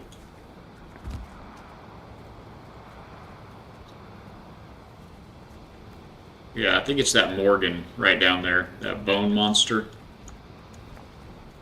that I was hearing. But anyway, put a roof around the whole thing.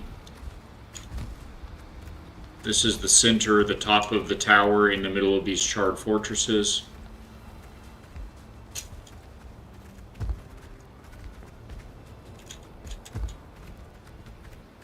This goes into this walkway that goes all the way around the inside. I've got that stone portal going to the Ash Forge right here. And if I can get down here without aggro and that morgue, oh, he's right there. Oh, there's two of them, that's cool. But if you see right there, there's Odin, my 1-star Askaven mount. This is what they end up looking like, Bighorn. Oh gosh, he's coming over the top. Okay, we're out, we're out. We done. I am not fighting that Morgan right now. How did he come over that wall? Get him, Odin! I need a portal out of here so it'll stop aggroing. I haven't played the game in too long. I'm not prepared to jump into that Morgan right now. That's crazy. He'll despawn or unaggro or something, hopefully, between now and next time. Yeah, we were doing engineering today. I wasn't gonna... This is not what I was planning for. Back here, the nice little peaceful home.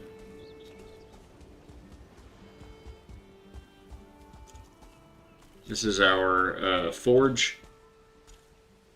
You just walk down the hallway down there, and the ingots from the smelters just drop down these chutes and down some ramps, and you just walk down the hallway and pick them all up.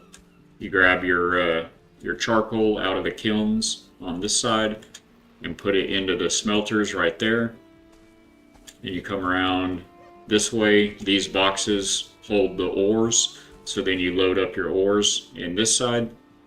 I do also have the Eider refinery right here in this black metal cage. It's for making this little magic. It's for mana, basically. It's for your mage. But anyway, you load those all up, and then you just come down to the bottom and walk down this hallway and just pick up all the ores. Slide down these little roof ramps here.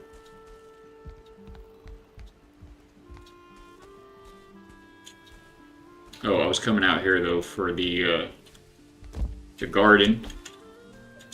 Show you all the garden real quick before we sign out.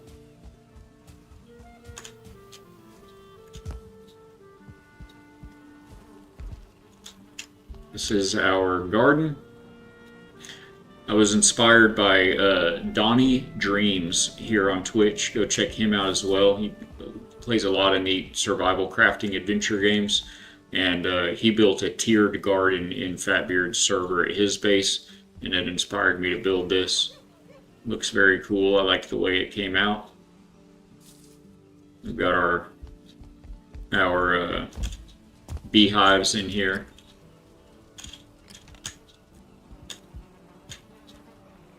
Pollinating all of our, well, carrots, I guess.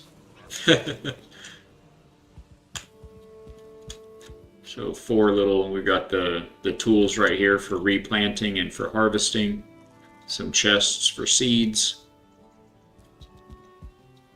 This little cover for some shade, because I don't know if any of you guys have ever actually done any gardening, but it's a lot of work. It's some hard work. Here's my chimney. I figured out a way to integrate the chimney from the stove. I mean, the main chimney for the fire is in the middle, going up there. But this chimney is for the stove that's against the back wall in the kitchen. I incorporated a built-in chimney for that one so that it can vent smoke as well. I was really happy with how that turned out. But yeah, I love this space. It's so, I don't know. I really like the way it all turned out.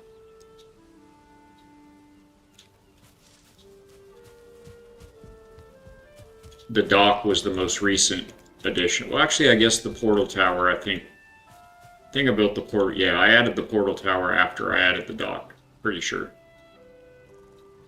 I at least finished it, like finished it up after I did the dock. But yeah, I just love the way it all turned out. Even these windows, the side windows from the house, if you look closely at them, they have all these wood patterns on the inside of the lead crystal windows, framed around by that black marble. So good. Finally got our hands on the trophy. I found one of those, like the second serpent I ever encountered over on Fatbeard's server, and then I killed like 20 of them on my server to find another trophy. It was insane. So many. And actually I found, I guess it was just once. I felt like it was twice, but I think once I actually got a trophy from one and it sunk. The water was too deep and I wasn't fast enough, and I saw the head come off of it and then just disappear under the waves. It was very sad. We've got our little windmill set up out here. I love that you guys as a community got me to play this game. I've had such a great time, met really great people. I like the things that we've built. It's been a good time. Good times in Valheim. Good time every time. Is there a thing for that? I think there's a thing for that. Where's it at? Where's it at? There it is. I went right past it. Oh wow, it lasted like 2 seconds. Okay. Good stuffs.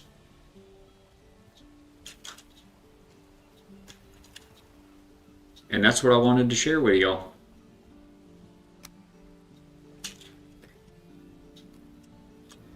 Bighorn over on Discord. I am about to sign out, my friend.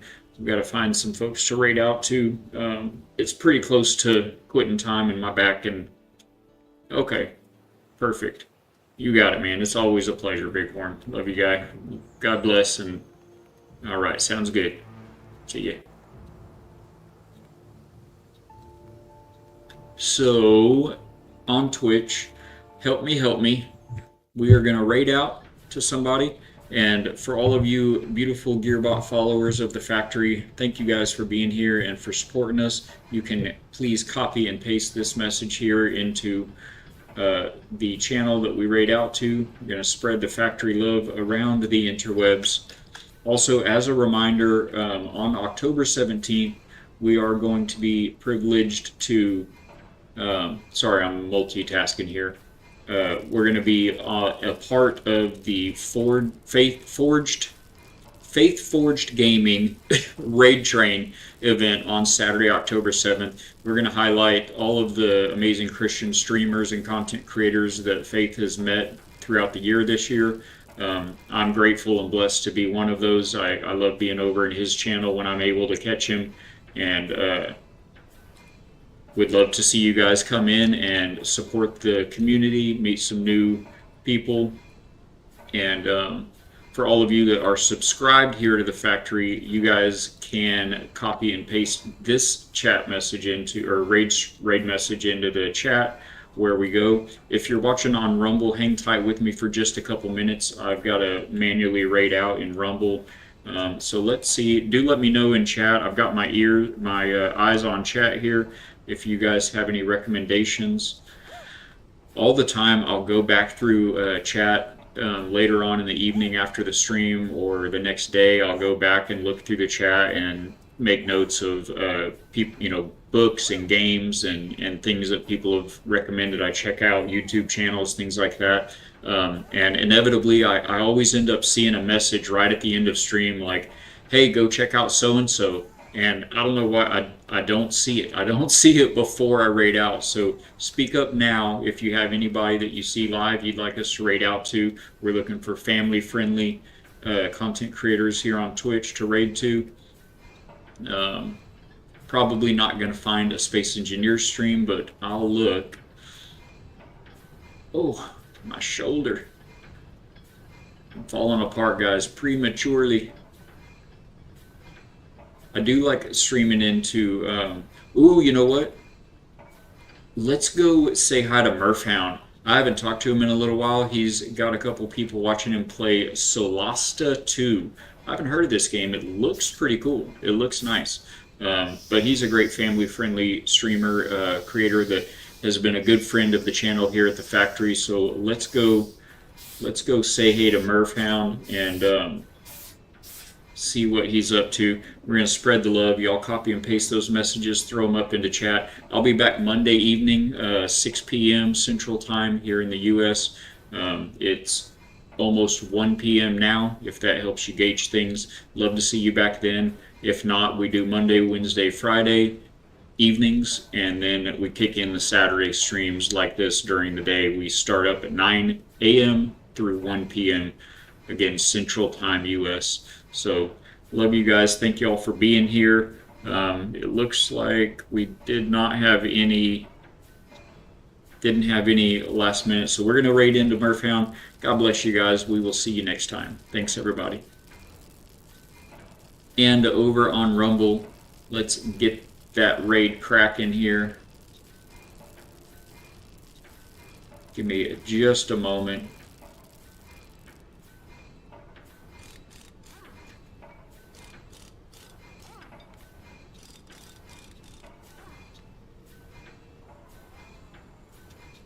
I'm going to change my scene, but I am still here. I'm just looking for someone here on Rumble to raid out to.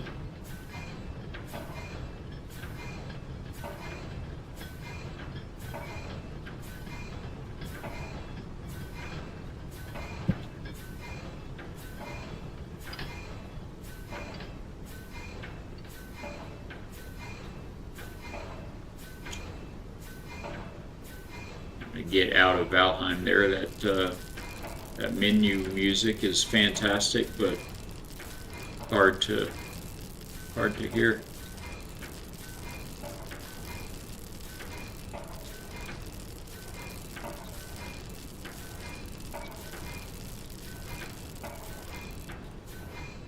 Let's see, who are we got? Oh, we got Mischief Muggle. He popped in earlier and said hello to us. Let's go pop into Mischief Muggle. Oh, it's we do want to support Mischief Muggle on Rumble. Do check him out. He's just got a kind of a live shot of Old Faithful running right now. Oh, never mind. He is talking. He's there.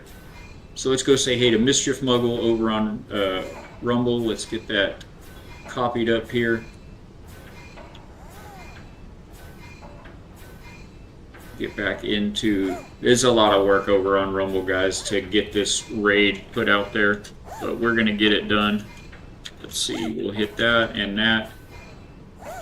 And that. Alright. God bless you guys again for being here. Thank you all for supporting the Rumble Factory. And I hope to see you guys on Monday. Have a blessed weekend. Love your faces. Go hug a friend. Call your mom.